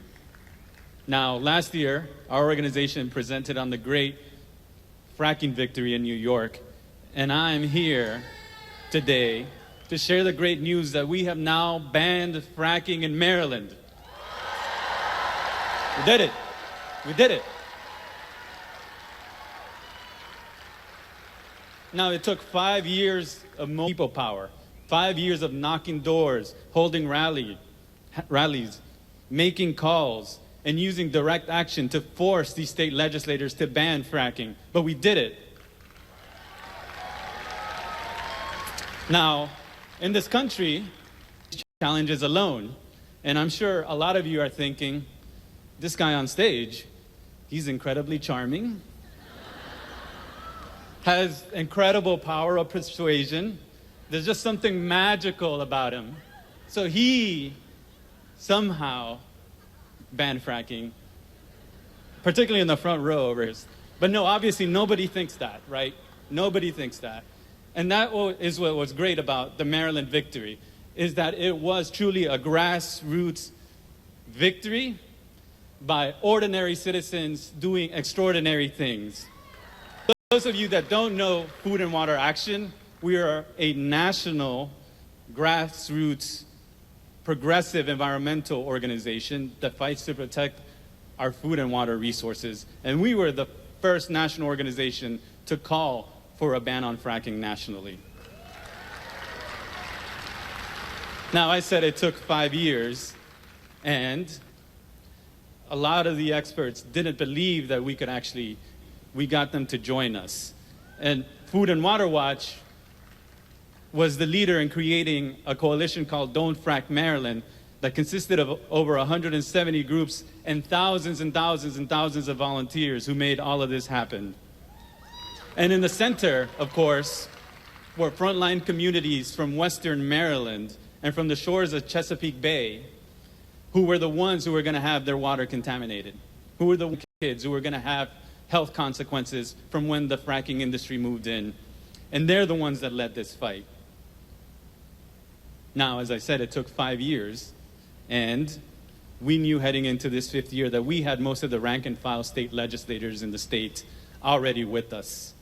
But we had two huge obstacles: a Republican governor and a Democratic Senate president who'd been in power for 30 years. Huge obstacles. The fracking movement did it, and in fact, the victory was sealed when a Republican governor called a press conference to say, the only thing I will accept is a fracking ban. And it was because they knew the electoral power that we had built in Maryland was going to cost seats in 2018. And that's what they were worried about. So we know that the fracking fight has been is more than just need to undertake it in order to move off fossil fuels and onto renewable energy. And the reason is that climate change keeps getting more and more severe, and why my goddaughter only has access to water 3 days a week, and it's getting worse. Now, in Maryland, we are launching an aggressive campaign to make sure that the state commits to 100% renewables by 2035. But we know it's going to take a lot more of all of us in our country in the age of Trump. And that is why, if you are interested in pressuring your elected officials to get off fossil fuels and move on to renewable energy, I ask right now that you take out your phone and text REVOLUTION to 69866. REVOLUTION to 69866. I know that together, we can't beat back the dark forces of moneyed interests and corporations that want to roll back our democracy and collectively create the progressive future that serves all of us. Thank you.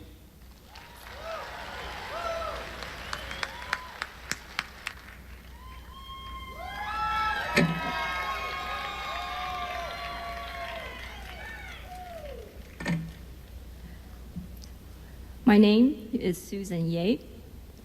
I am a proud registered nurse.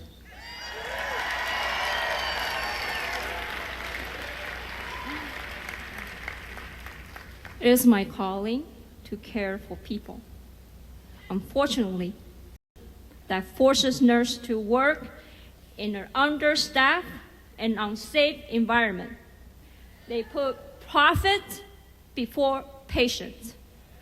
As nurses, we swear an oath to advocate for our patients. We embrace that oath with pride, no matter how challenging it may be. So what does it mean to advocate for our patients? To me, it means ensuring highest quality of care with respect and compassion. It means standing up for the most vulnerable to get the care they deserve. This passion for patient advocacy is undermined by management. At first, we thought it is just the evil manager assigned to supervise us. But soon, we realized that the issues are much more than we imagine. To maximize profit, hospital cut staffing and supplies, cut corners on state procedures, and underpay staff, eroding our ability to provide quality care. Who gets rich?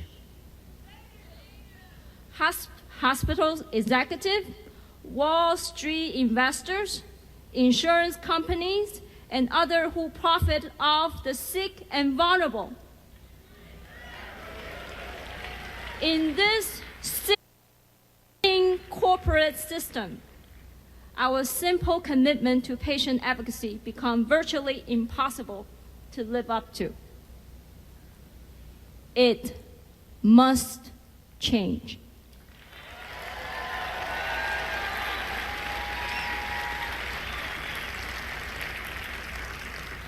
At Holy Cross Hospital in Silver Spring, Maryland, my colleague and I are forming with National Nurses United.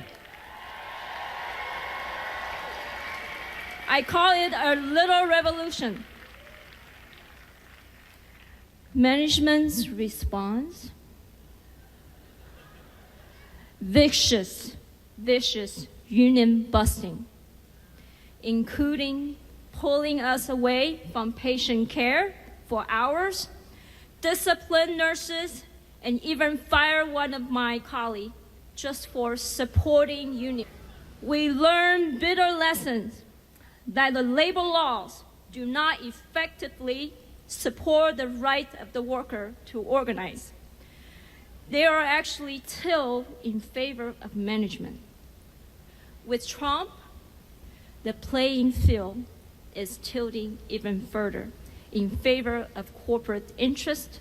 National Nurses United, we realize that we are transforming from an individual patient advocate to a social movement advocate.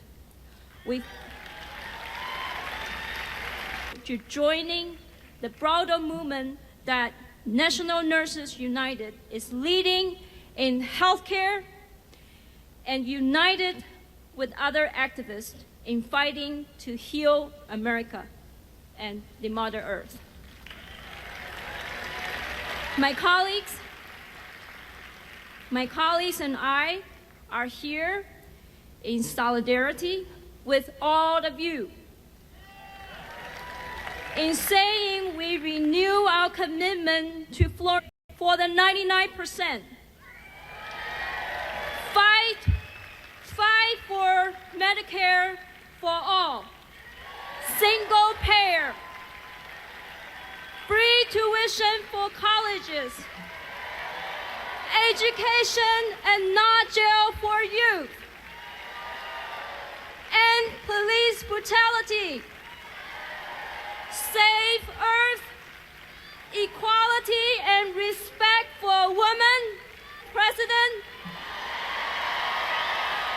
end U.S. intervention and war overseas, bring troops home and care for them properly, end immigrant bashing, restore voting rights, and so many other issues that we must infused as someone who is working with the mighty National Nurses United. I know that it is obtains a reality through organizing.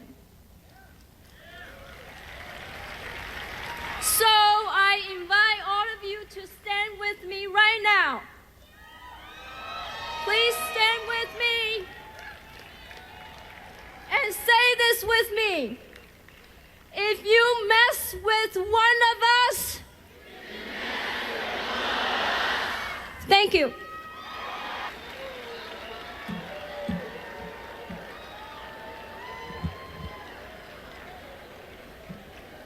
That's a tough act to follow. So before I start, I'm live streaming right now, and I was deciding whether to ask Josh Fox or Naomi Klein to hold the phone. I'm gonna ask Naomi. Josh, you got nominated here.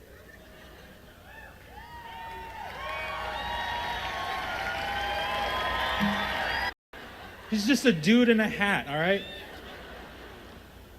First and foremost, before I like to start, I want to pay respects to the Potawatomi, Miami, and Sac and Fox peoples whose territory we're on right now. We always have to be aware of our locality and the position we're at. We also have to be always mindful of whose land we're on and recognize the people that are still here. Dallas Goldtooth Emakiapi do, Dakota Wichashta Hemacha. My name is Dallas Goldtooth. I'm an organizer with the Indigenous Environmental Network.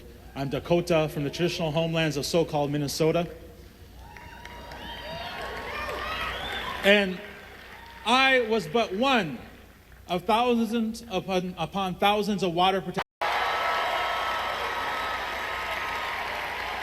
Do we have any water protectors in the house?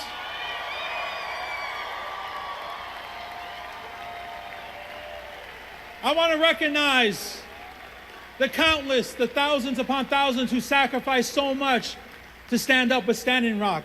I want to recognize the over 700 people who got arrested in North Dakota. I want to recognize the over 400 people who got arrested in Iowa, all in defense of water and to protect the self-determination of those communities who are standing up for themselves and asserting their sovereignty. What did we learn in Standing Rock? Well, first of all, I like to say that I don't see it as a loss because that it was merely a part of the trials and tribulations that we face on this planet on the path towards a just and renewable, sustainable world ahead. But what did we learn in Standing Rock as Morton County Police in North Dakota, dressed as soldiers, used concussion grenades, tear gas, and rubber bullets, tasers on the ranks of our peaceful protesters? As surveillance planes and helicopters flew over our heads 24/7 for 6 months? What did we learn as our rooms were bugged and our conversations on the phone and text messages and what did we do? What did we learn as our meetings and our gatherings and our actions were infiltrated? What did we learn as tens of thousands came across this country to support? As over 400 tribes stood with Standing Rock and sent delegations. As we sang and prayed and marched and cried and laughed in the camps night after night, celebrating just our existence and the beautiful thing that is called life. We learned a lot. We learned that when you let Indigenous people lead, tremendous action will happen. That when our women and youth step up to the plate, tremendous things will occur. And we also learn that we cannot be afraid to resist. We have a world that operates as a global capitalistic system that is predicated upon the oppression of many of our people, that is based on materialism, racism, colonialism, and patriarchy. And it is those oppressive power structures that are causing many of our struggles across this planet. If we were to talk about solving our struggles, we have to attack the root causes of our crises and the issues that we're fighting against, which means we have to resist. But our hope to win in this struggle for justice is embedded in our capability to evolve our resistance, to maximize our political and economic clout to such a degree that we cannot be ignored, and we're seeing that right now. As Native peoples, resistance is in our blood.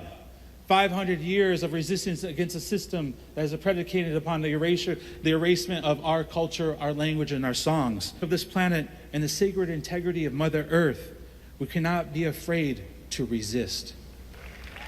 We cannot be afraid to push back. We cannot be afraid to rattle the cage and demand change. There was a beautiful saying I heard in the camp, and I love this saying, is that we are our ancestors' wildest dreams. Let's live up to that. We learn in Standing Rock, what Standing Rock taught us, that we are all downstream. That no matter our struggle, we are connected. We are connected because the source of many of our struggles are the systems. This system is what we're fighting against. From the Gulf to Standing Rock, from Jackson to Standing Rock, from Alaska, from Ecuador, from Palestine, from Flint to Standing Rock, we stand together. We are all downstream.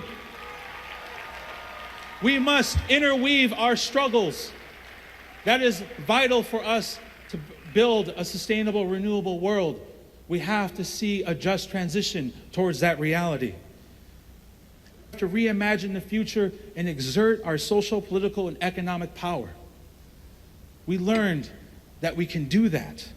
Since the fight against Dakota Access Pipeline started, we have been able to divest over $4.3 billion of city investments. $82 million of personal investments out of that pipeline. That's you and us working together, exerting our economic clout as a people to change this system through an paradigm of big banks and corporate power. We are moving the resources to where it really means something within our localities, within our homes. So I call on you to go to your cities, to your colleges, to your organizations, your nonprofits, and divest from fossil fuels today.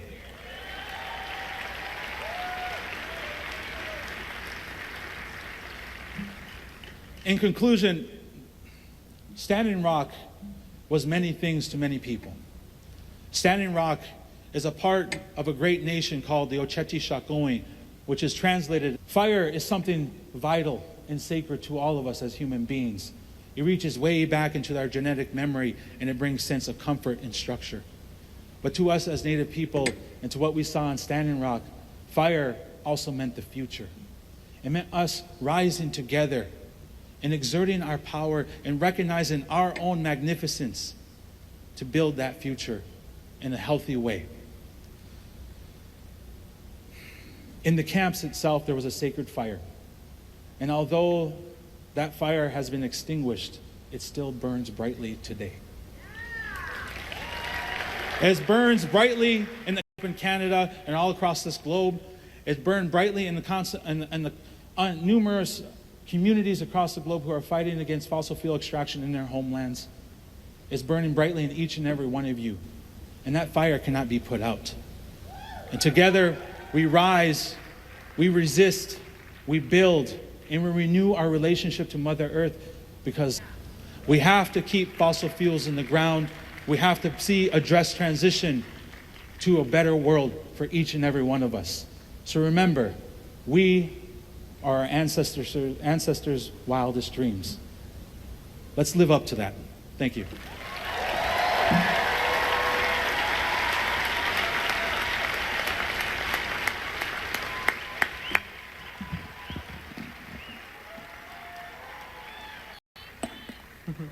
Good evening. Good evening. My name is Chokewe Lumumba. I bring greetings from Jackson, Mississippi, where I have recently been named mayor-elect of Jackson, Mississippi.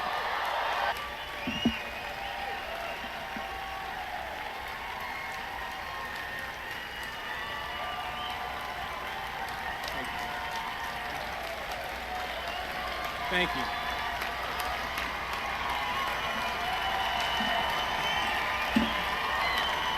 Appreciate it. Thank you. Thank you. Thank you. Thank you. In this process, we defeated a field of 16 people.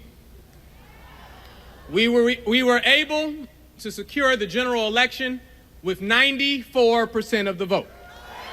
More important than that, we did so on a people's platform. On a people's platform where from the moment we announced, we did so saying that we were running on an agenda of social justice, of economic democracy, and working with people, making certain that people had a voice. And that's our story, and we're sticking to it.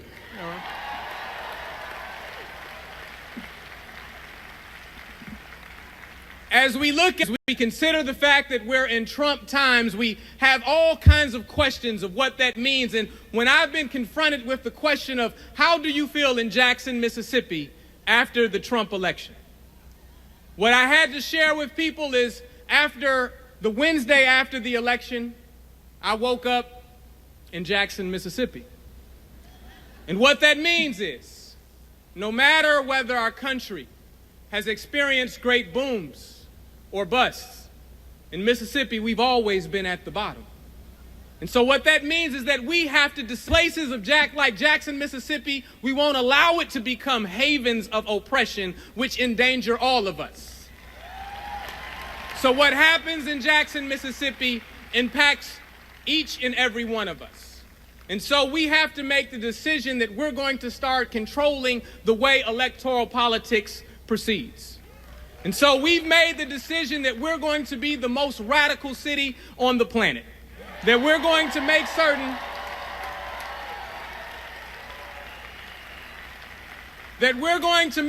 that we change. No longer will we allow an individual to step before us and tell us all of the great things that they're going to accomplish on our behalf, only to find that nothing in their past demonstrates a sincerity, a willingness, or an ability to do so.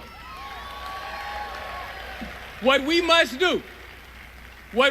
do in Jackson, Mississippi, in D.C., in Maryland, in Gary, Indiana, in Chicago, Illinois, is we have to start drafting an agenda for ourselves.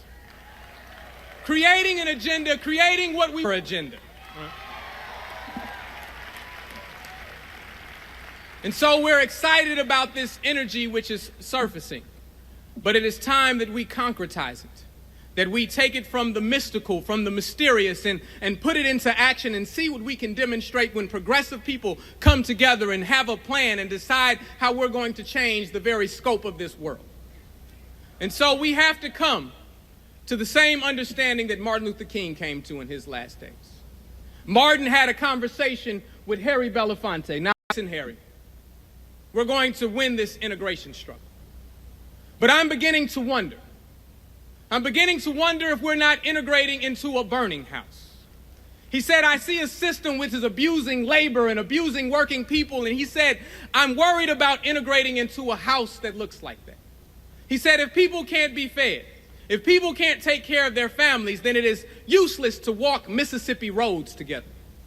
And so ultimately, it becomes greater than a question of color and more a question of ideas. And what are the best ideas? And what are the worst ideas and oppressive to anyone?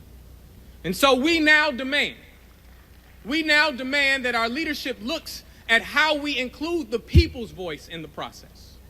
And that we have two choices. We have a choice of economics by the people and for the people, or economics by a few people for themselves. And so we're demanding right now, as my comrade said, we have nothing to lose but our chains. Thank you so much.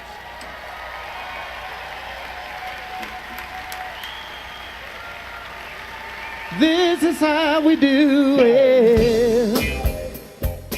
This is how we do it. Na, na, na, na, na, na. This is how we do it. Na, na, na, na, na.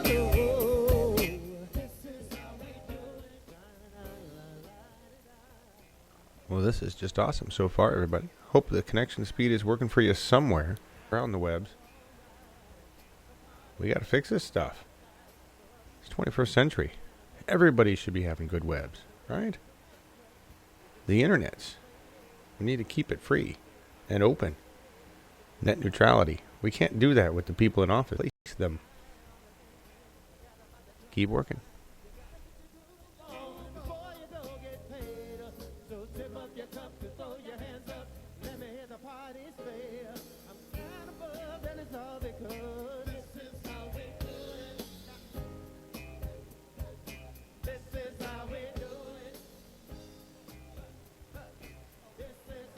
Well, that's good to know, Janine. Working for you, Springfield. Hey, everybody. Good to see you here. Rocking the Revolution at the People Summit 2017. Hi. All right. We having fun? Weren't they all incredible speakers? Yeah, I'm RoseAnn DeMoro. I'm with the nurses. We rock. You're awesome. Yeah, thank you. Thank you. But I'm here to welcome the Bernie Sanders family. And I also want to take the time to introduce you to the most important. All turn to your left and introduce yourself to the person sitting next to you and tell them why you're in this.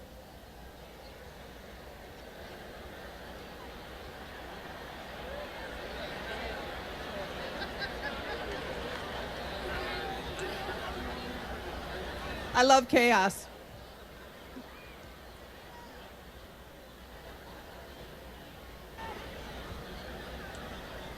Yes, I left. She is the most important person. We love you. We all know who was going to introduce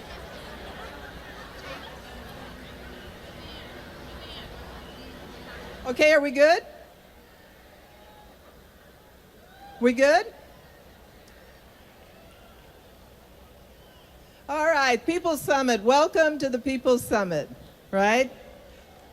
It's going to be an incredible time, We're having an incredible time already. I just love the community that you all have out there. And tomorrow, more and more and more. So just quickly, tomorrow morning, you have to be there on time. We're starting early. I believe someone will tell you, but I believe it's 8:30. Is that right? Are you with me? All right. Okay. Tomorrow night, we have really incredibly famous people among us. We'll be on them, right? And then tomorrow evening, Bernie Sanders will be speaking right here with us. We're trying to get Jeremy Corbyn to Skype in. And tomorrow night we have this amazing other thing that's going on in here we'll talk about in a minute. But I really want, I want to know why you all are here, and I know why I'm here, but I'm just wondering why other people are here. Like Nina Turner. Nina Turner, where are you? Why are you here?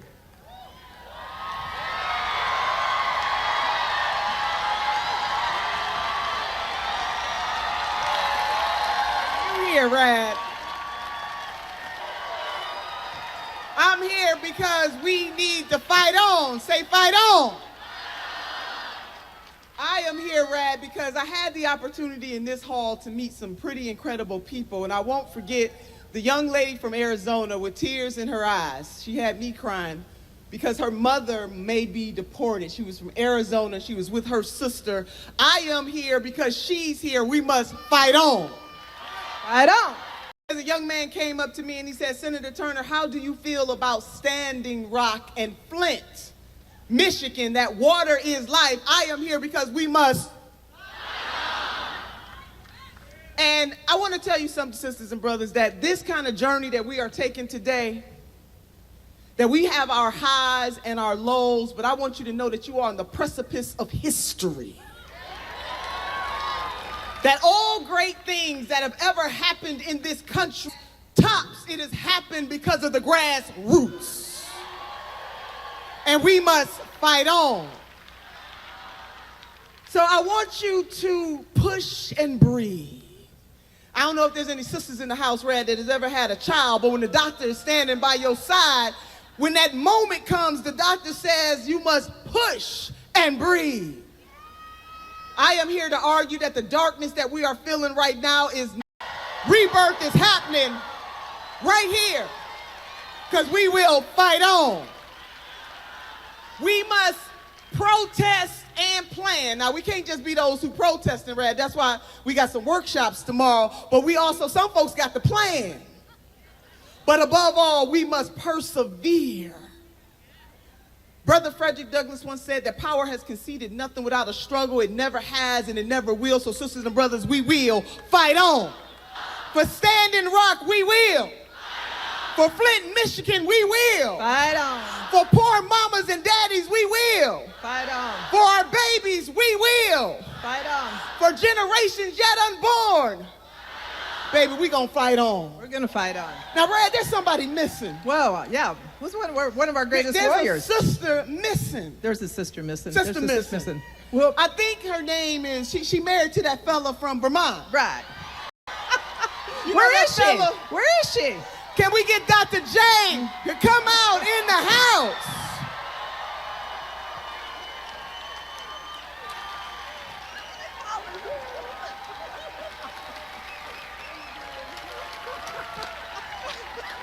So glad to be here. Thank you. Thank you. RoseAnn says, why are we here? We're all here for the same reason. We're here to move from resistance to power. Yeah. I'm here because you're here, and all of you are here, and all the people that spoke tonight, each other.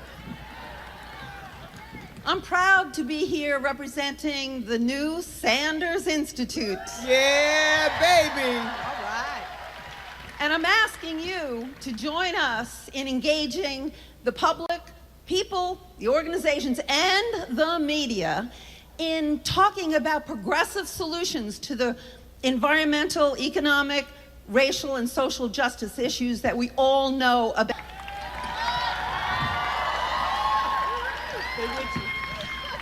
A vital democracy requires an informed electorate. I'm here to learn from you, and you're here to learn from each other.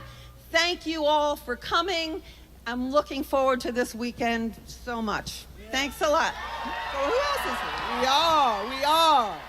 So will you join us in revitalizing our democracy? Yeah. Move forward. Thanks very much. Yes. There we go. Yes.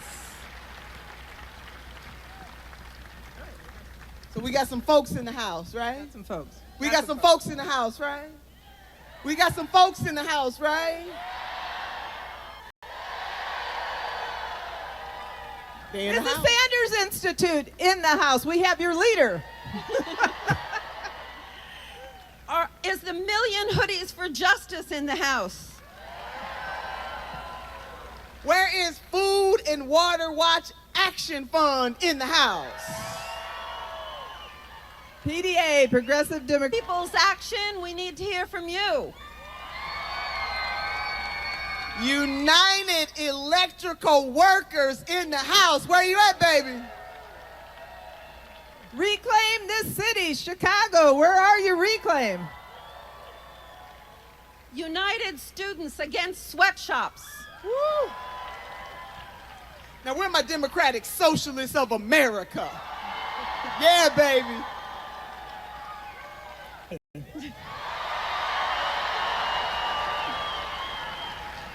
And we all know the nurses. The National Nurses United are in the house. Okay, so Nina Jane, let's recognize some of our other allies. Color of Change, you're here.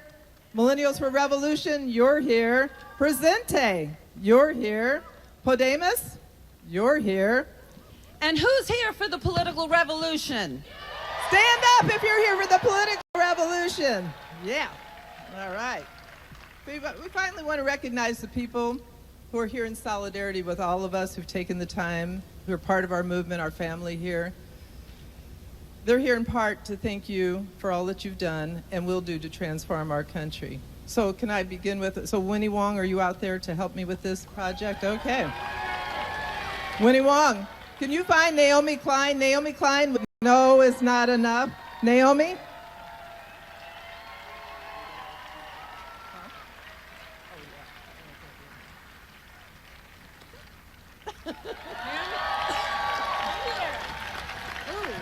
This is where the magic people are. And I'm here because I would follow the nurses anywhere. Amen. Amen to that.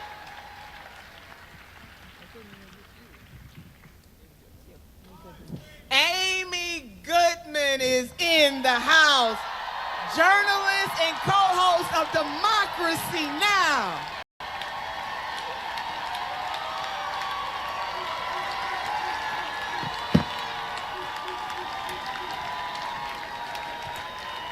Democracy Now! Is your daily grassroots global news hour. Yeah, we're here not only to provide a forum for the movements, to cover the movements so that you can speak for yourselves, but we're also here to cover power, not cover for power. Go ahead. Go ahead. We are the fourth estate. Most importantly, we're here to cover the movements that create static and make history. I'm really looking forward to this weekend. Katrina Vanden Heuvel, the magnificent editor of The Nation. Where is she? Okay. She'll be here tomorrow. She was here. Yeah, she was here. Okay. We can't throw a sister under the bus. She was here. She was here. Yeah. We're going to look out for one another. She was preparing for tomorrow morning's event. Oh, baby. Love her. The lethal weapon himself, Danny Glover. You already announced me. You know what I'm saying? This is Danny Glover, magnificent actor, director, and political activist, and a Sanders Fellow, along with Nina. We're here for you. I mean, I don't know. I found myself in the audience, and whatever I have to say tomorrow is going to be quotes from every single man and every single woman up here who talked about it, and it will inspire us not only today in this moment, but inspire us in the future as we should.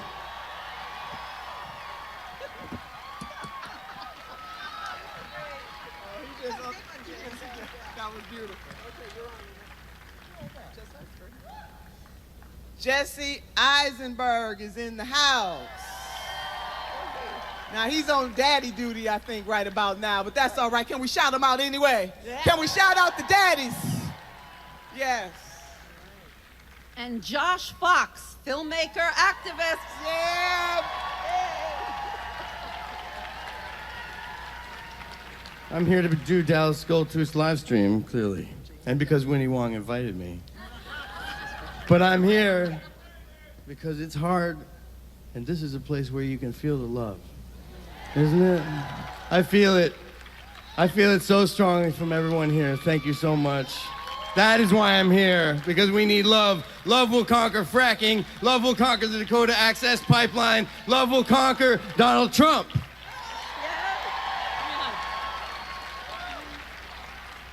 Francis Fisher, Broadway actor and activist. Here you go. Hi, I'm going to interview myself. I'm here because I'm following these three ladies. I will go anywhere for them. And recording for everybody else. Yeah, baby. Sisters, can we add to what Josh Fox had to say, that love also will conquer establishment Democrats? Can I get an amen? Can a sister get? I'm just saying. I just had to put that out there.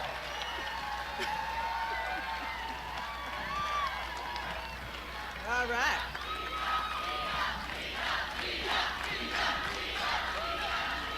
Love these guys, right? Yeah, absolutely. Oh. You should feel the love, Nina. They love you. They love you. You know who's here with us?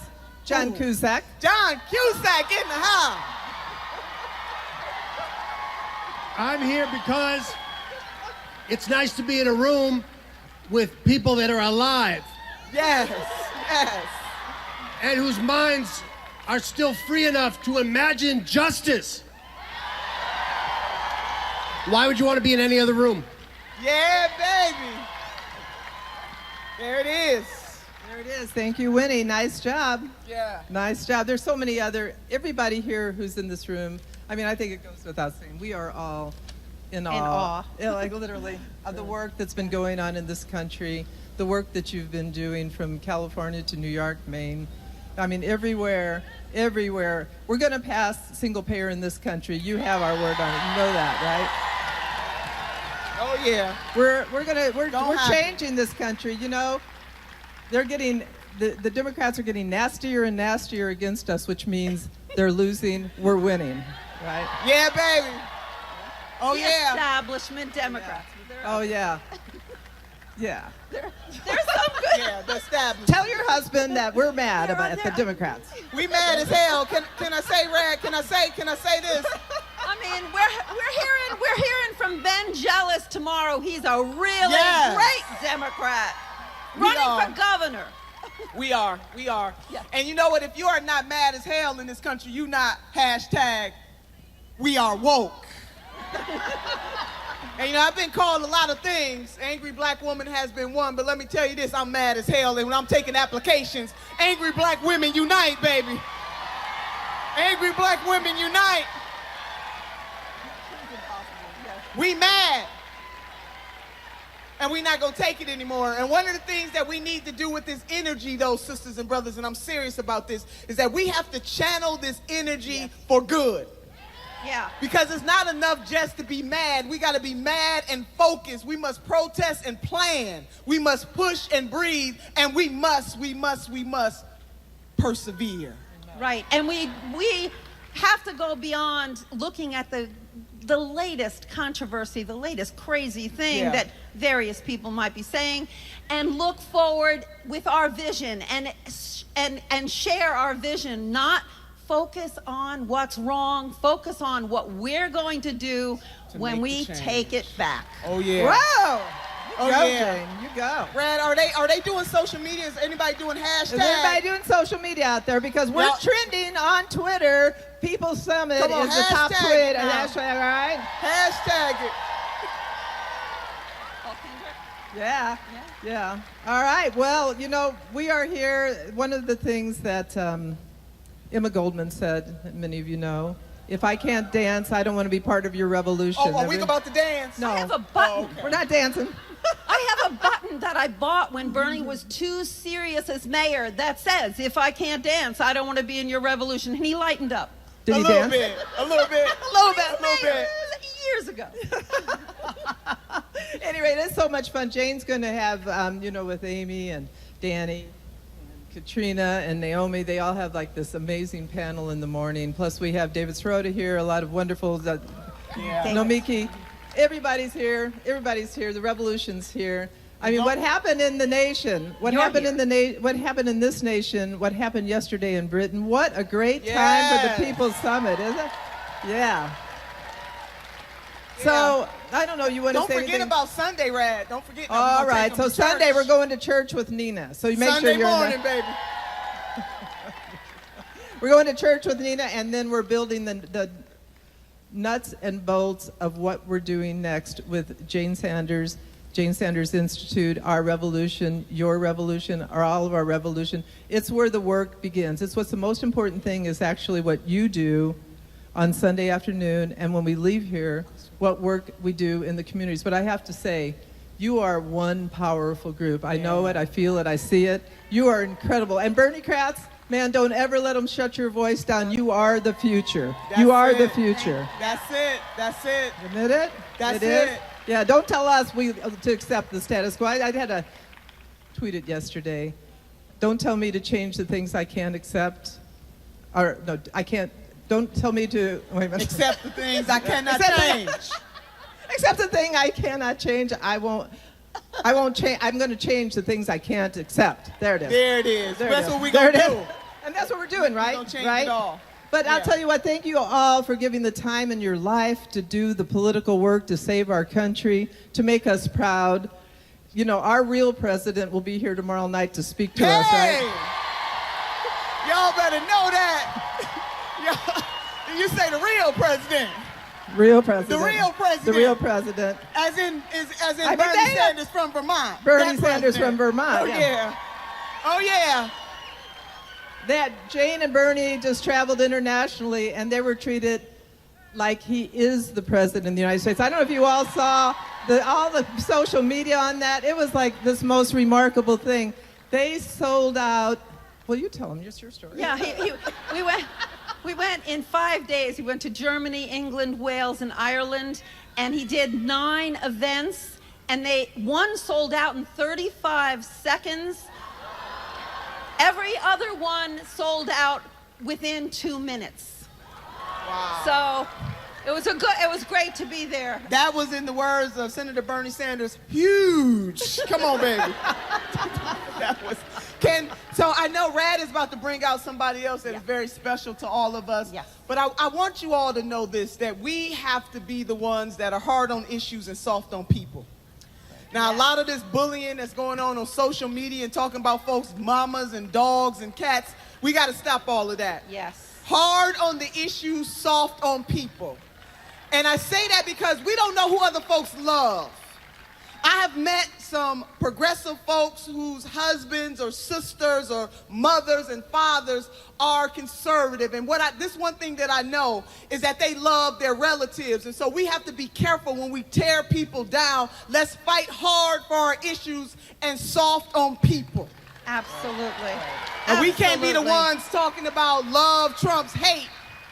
And we some of the most hateful people sometimes.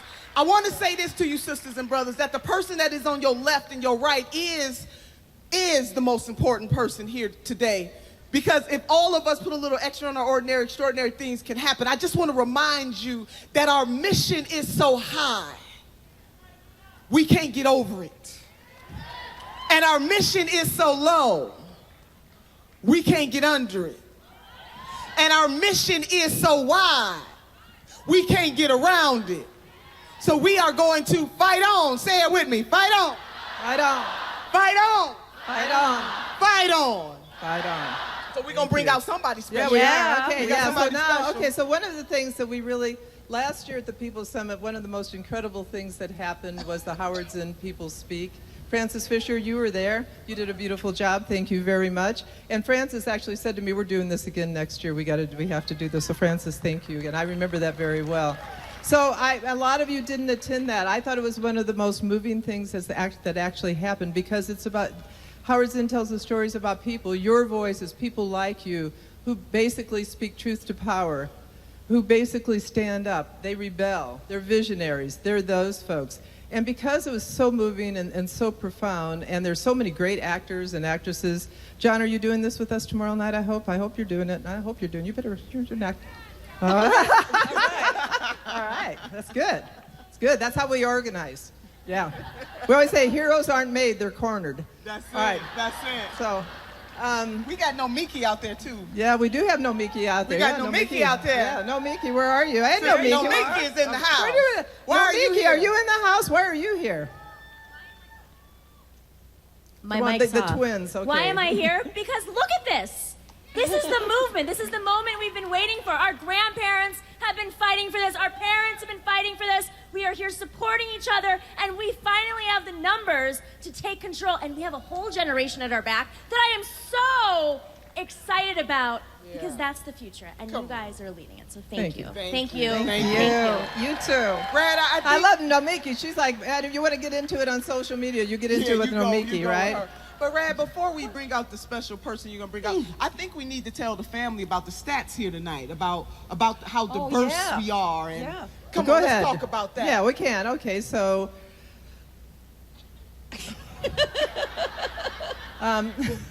we just making it up as we go. Yeah, well, so I'm trying to figure out how to say this. I want to make sure I'm politically correct, because I'll get killed by this group. They're 17 to 87. We have the ages. Y'all following that? Ages 17, right, to 87. What else would it be? Is that what you're other than saying? ages? I'm just saying. Okay. Go ahead, Dr. J. Yeah. Go ahead, Nina.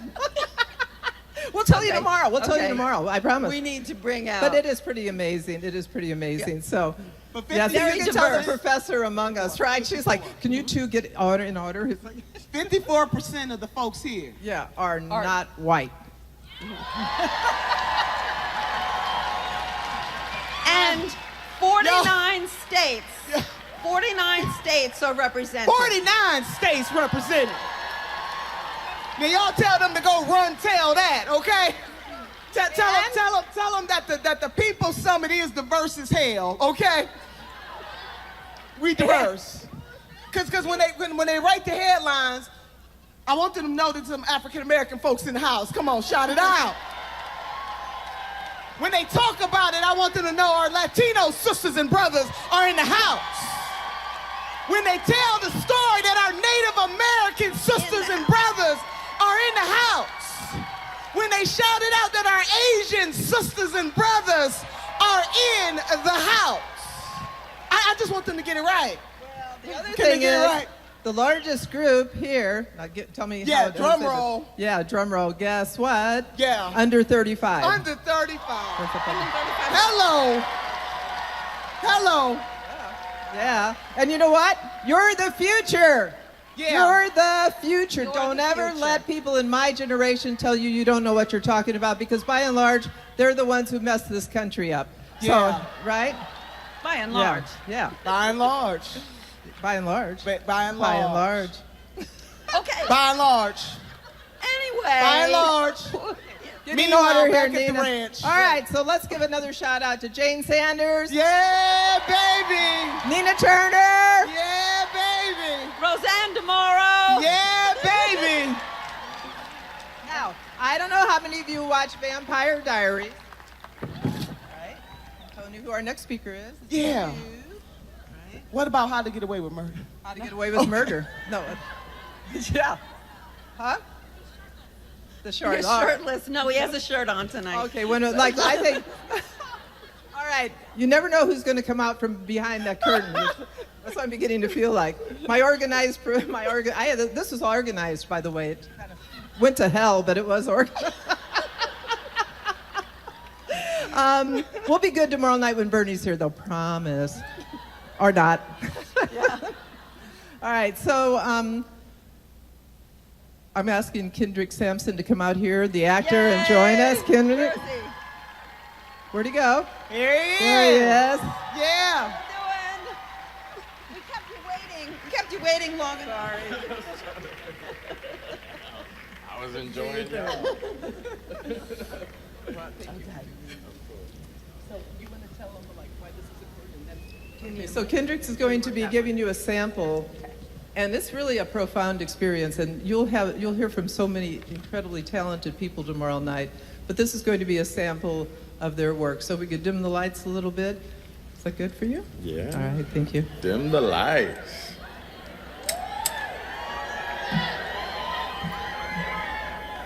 Dim the lights for a little Howard Zinn.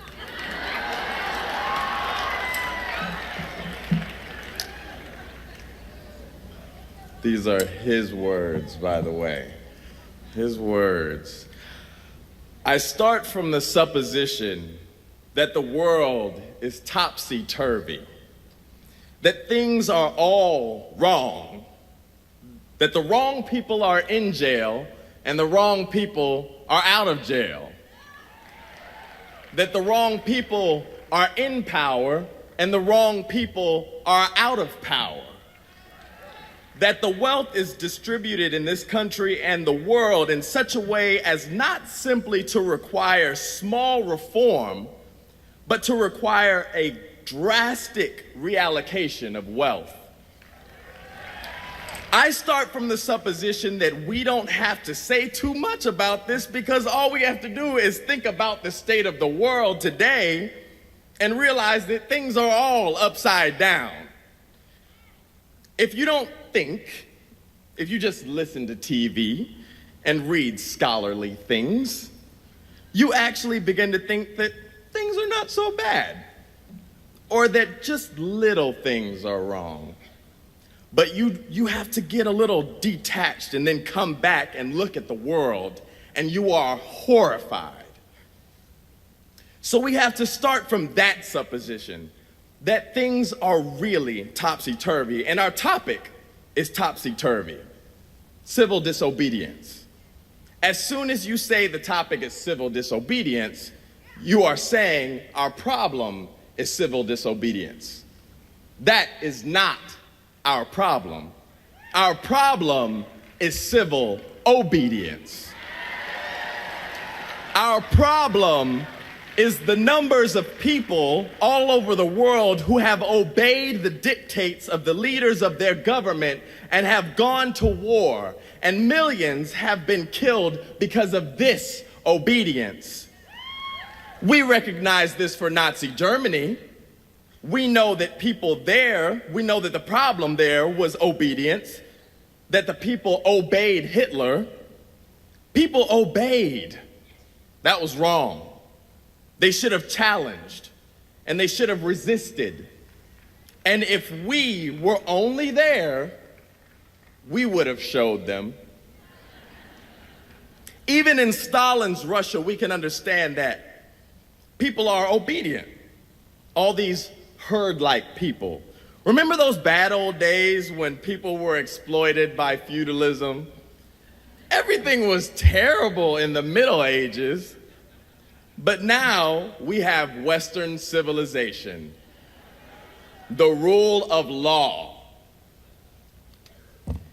The rule of law has regularized and maximized the injustice that existed before rule of law. That is what the rule of law has done. When in all nations of the world, the rule of law is the darling of the leaders and the plague of the people, we ought to begin to recognize this. We have to transcend these national boundaries in our thinking. Nixon and Brezhnev have much more in common with one another than we have with Nixon. J. Edgar Hoover has far more in common with the head of the Soviet secret police than he has with us. It's the international dedication to law and order that binds the leaders of all countries in a comradely bond. That's why we are always surprised when they get together. They smile, they shake hands, they smoke cigars. They really like each other, no matter what they say. What we are trying to do, I assume, is really to get back to the principles and aims and spirit of the Declaration of Independence. The spirit is resistance to illegitimate authority and to forces that deprive people of their life and liberty and right to pursue happiness. And therefore, under these conditions, it urges the right to alter or abolish their current form of government. And the stress had been on abolish. But to establish the principles of the Declaration of Independence, we are going to need to go outside of the law, to stop obeying the laws that demand killing, or that allocate wealth the way it has been done, or that put people in jail for petty technical offenses and keep other people out of jail for enormous crimes. My hope is that this kind of spirit will take place not just in this country, but in other countries, because they all need it.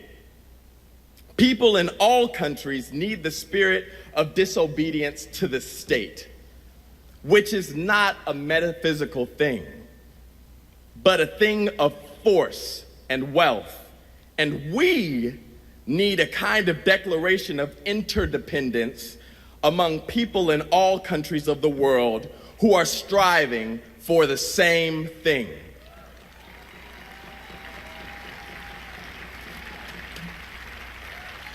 Thank you.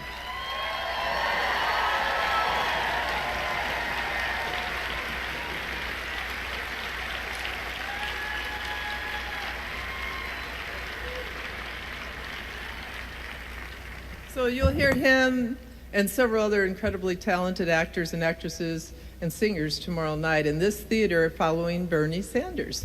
So the man, our organization that sparked the battle against Keystone Pipeline, Bill McKibben, head of 350.org, is here. Bill, come on out. Come on out. Bill McKibben. Bill also was on the campaign trail with us with Bernie on our journey with Bernie. So, Bill, it's like family. We got a great family, don't we? That's it. Thank you so much.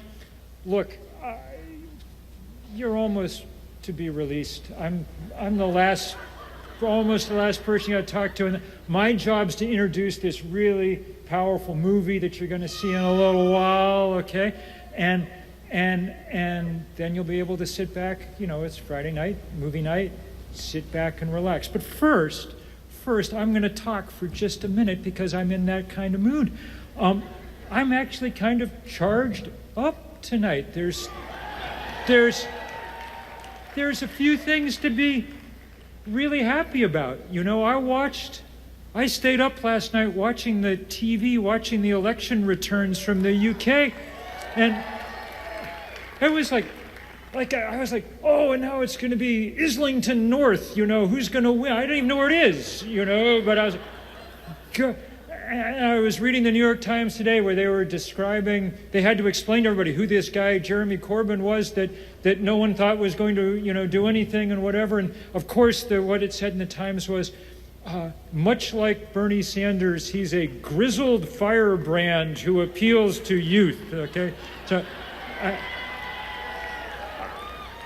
I would just like to say, speaking on behalf of all the other grizzled people who are here, it's been a good year for grizzledness, on we go. And then today, I had a newspaper and Donald Trump said that he 100% wants to testify under oath about what's going on. And I tell you, I 100% want to watch when he does. And I hope the first question 100% is, what the hell are you doing? So those are things to be happy about, and having you all here is something to be happy about. It was, walked in the door and I saw the sign for the People's Summit, and just the name was great. Every year, the Koch brothers host this big, they call it the Money Summit out in Palm Springs, and they bring in 40 or 50, the richest people in the country who think that they're going to figure out what our politics are going to be for the year to come, and too often they have. Well, no more.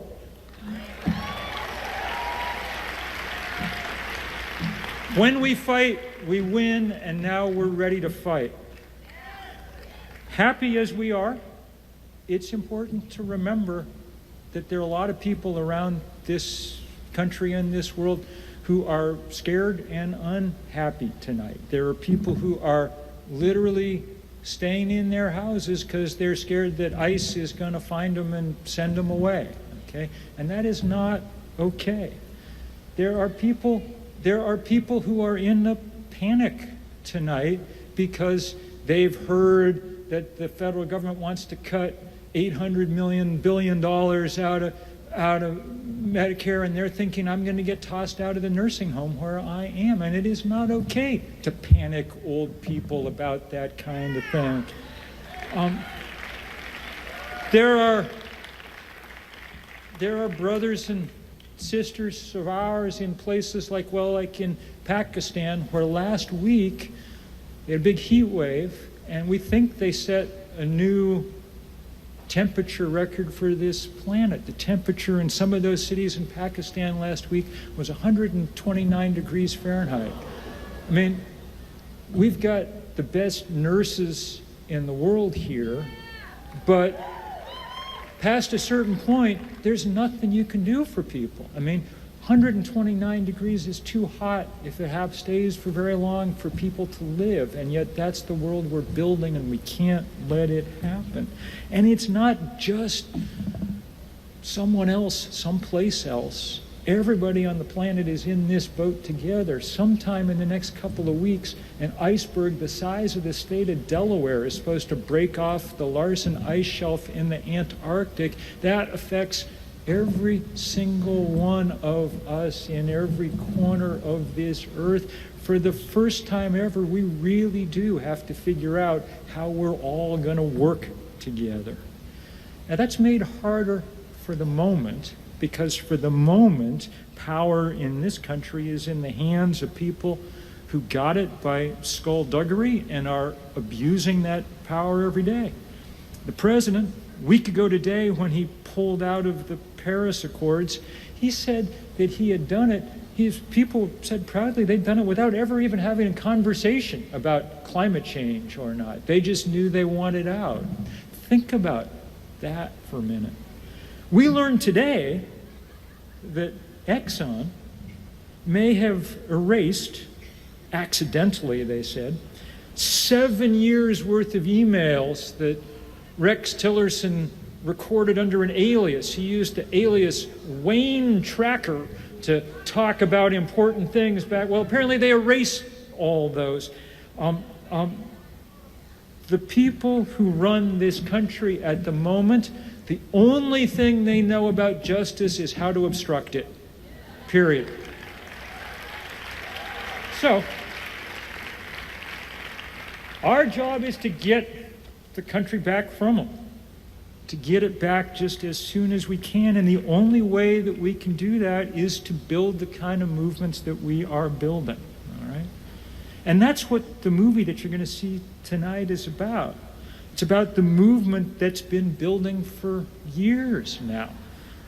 Y'all are the stars of this movie. By rights, you should all be, out on the red carpet in some kind of fancy gown, or tuxedo or whatever. You're the stars. But it's good to sit back every once in a while and just watch and remember what it is that we've done so far. Because in a way, the hardest part of this work sometimes can be wondering if you're actually kind of alone or part of a fringe or something like that. I remember the day, and it must have been just about 2 years ago to the day, that Bernie announced his campaign for president in Burlington in Vermont. I had the honor of getting to introduce him that day, me and Ben and Jerry. It was a picture-perfect day up against Lake Champlain, and there was indeed free ice cream, and Bernie gave a terrific speech, the same speech that y'all have heard several times. So it was a great day, but some part of me, I confess, thought that maybe the 5,000 people who came out that day to hear him speak might be the biggest crowd he would get in the course of his campaign. Because he was at 2% or something in the polls, It was a joke. It was a fringe. It was on the margin. No one took it seriously. Oh, me of little faith,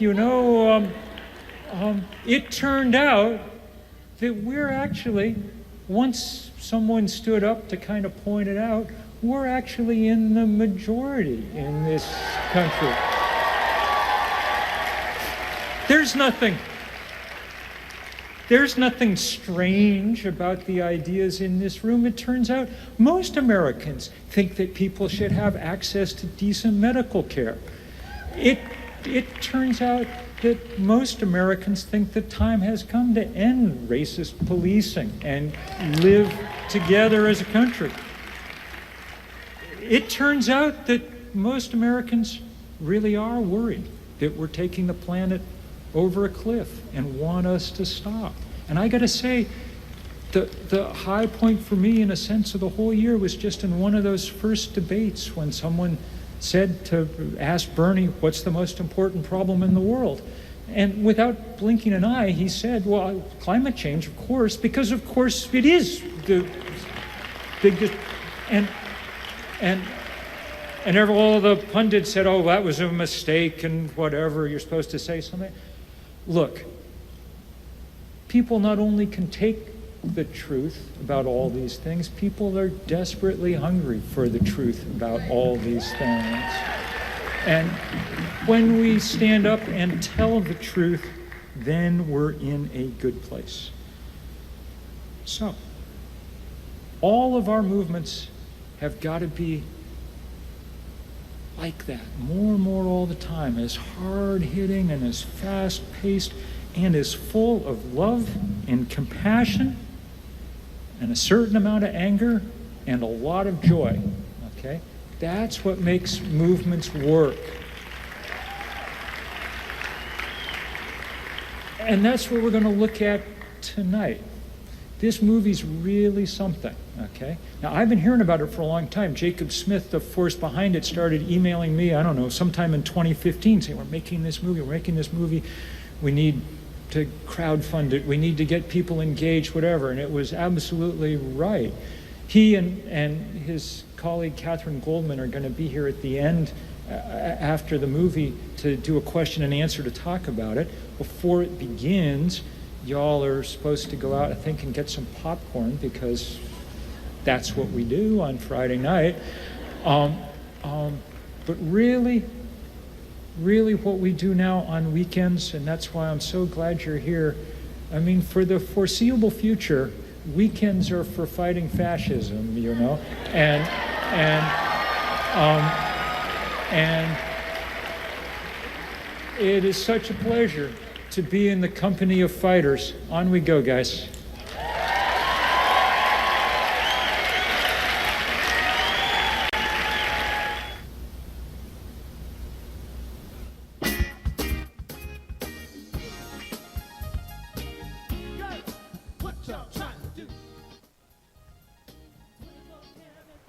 Well, how is everybody? This is just an amazing opening night, the People's Summit. So many people, so many inspiring speeches. I am really looking forward to tomorrow morning, which does start early, 8:30 a.m. Central, 6:30 a.m. Pacific. How's everybody doing out there? You waking up, Germany? Just a really early morning for you? I see you guys are having a great conversation. I'm glad, Springfield. Glad you're having a good time. Glad you're fine. You're hungry? Me too. Me too. Hey, Randy-O. Barbara. This song probably shut me down. I'm surprised it's running right now. Didn't even think about that. I like it. Bruno Mars. Unless this is the if this is a cover, then we're safe. But it's really good. Hang on, listen. All right, this is the cover band. They're good. They're really good. I'm impressed.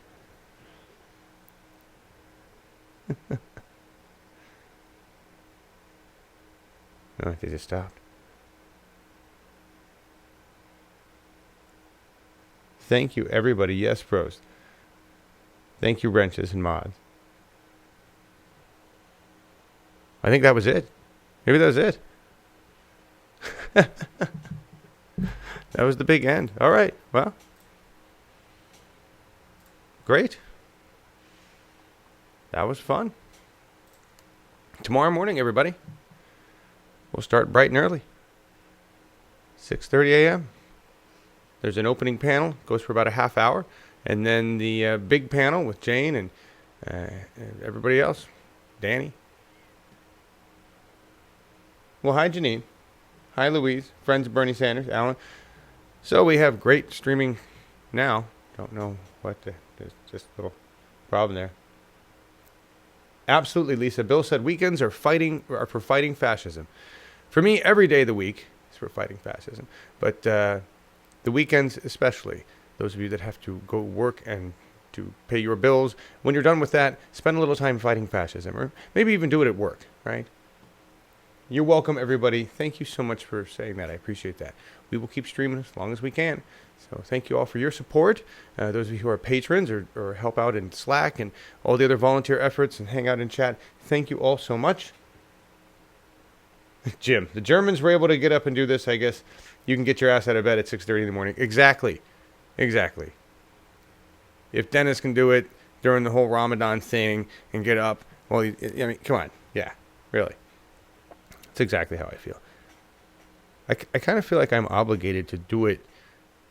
Like Nina Turner get mad at me if I'm not up, because she's the one who make me wake up for justice on Sunday. I don't ever want to make Nina mad at me. No. She needs to be in the White House somewhere. Really. Controlling everything, I think. She'd do a good job. Thank you, Metal. Barbara. HailCon 28. Jilly. You can't join us tomorrow? That's all right. You can watch it later. All right, we're going to get out of here since it's done. They're watching a movie. We're not doing the movie thing. I don't think there's any way for us to see that anyway. But if you give me 1 second, I'm going to go out of here with a song, because we always do that, right? Just gotta get it set up. You know how this goes. Good night, Germany. Go get some sleep, you crazy people. Don't you have to work? Tomorrow, bright and early, there will be no Awake with John, Marcus, Laura, Sam, Dennis, and everybody else. There will just be this all day. This is going all day. So join us for that. And remember, you can go to pplsummit.org, and the live stream page there has all of the breakout sessions, everything they're going to cover. Amazing live streams. This is produced like an Olympics. This is beautiful. So to National Nurses United and Our Revolution and the people for Bernie Sanders and every other group that got together and put this together, all the volunteers, you've done an amazing job with year 2 of the People's Summit. And I just appreciate all the work that was put into this. And thank you all for being here and recognizing the effort that all the volunteers go through to put our independent version of this together. All of us working together, rippling this content out, is informing the electorate. And that's part of winning the war that we're fighting right now. So there's just so many great quotes that are out there. Share this stuff on Twitter. Remember, do that. Get out there on the social media. Keep spreading this. It's our job, part of the Air Force. And we're going to go out of here with The Fire Is Ours, Makana, because it is. And it's my second favorite Bernie song, Running. So we played my first favorite Bernie song this morning. And this one's really more about the revolution. The fire is ours. So let's grab it. Let's take it. We're doing it. Remember all that complaining we were doing a year ago? We're not complaining anymore. We're off our ass, and we're making our democracy happen. We're changing shit. The fire is ours. It's awesome. See you tomorrow morning, everybody.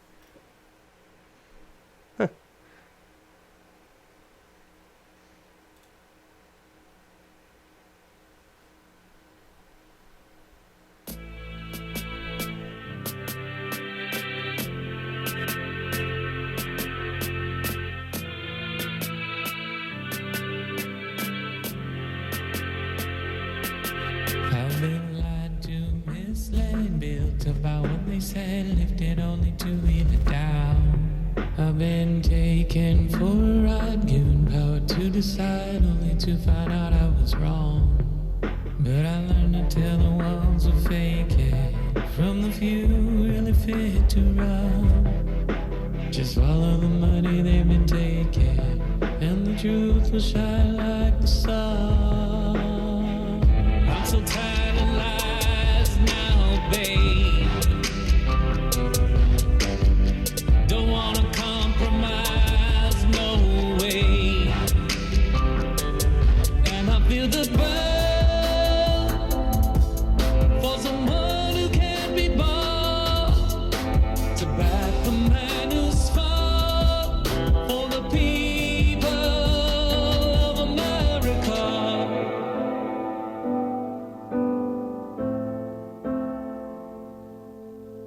College agenda, who's the biggest spender, party personality. Soundbite, get it right, entertain him, it's a fight, pick the one who most looks like me. Don't speak of any real solutions. the shock appeal they're looking for. Don't criticize the institution, but I can't take it anymore. Aren't you tired of lies now, baby? It's time for us to rise, no more maybe. And I feel the burn for the truth to come across, to build to lay the cloth and reveal the motivations. And you'll feel the burn for integrity to lead. Focus on the needs of the people of America. Somebody's talking at your heartstring, saying what you want to hear, but they're just a pawn to the real king, playing upon your fear. The love of power is a puppet string, but can't control the love we bring. The fire is out, the hour is now, the tide is set to turn.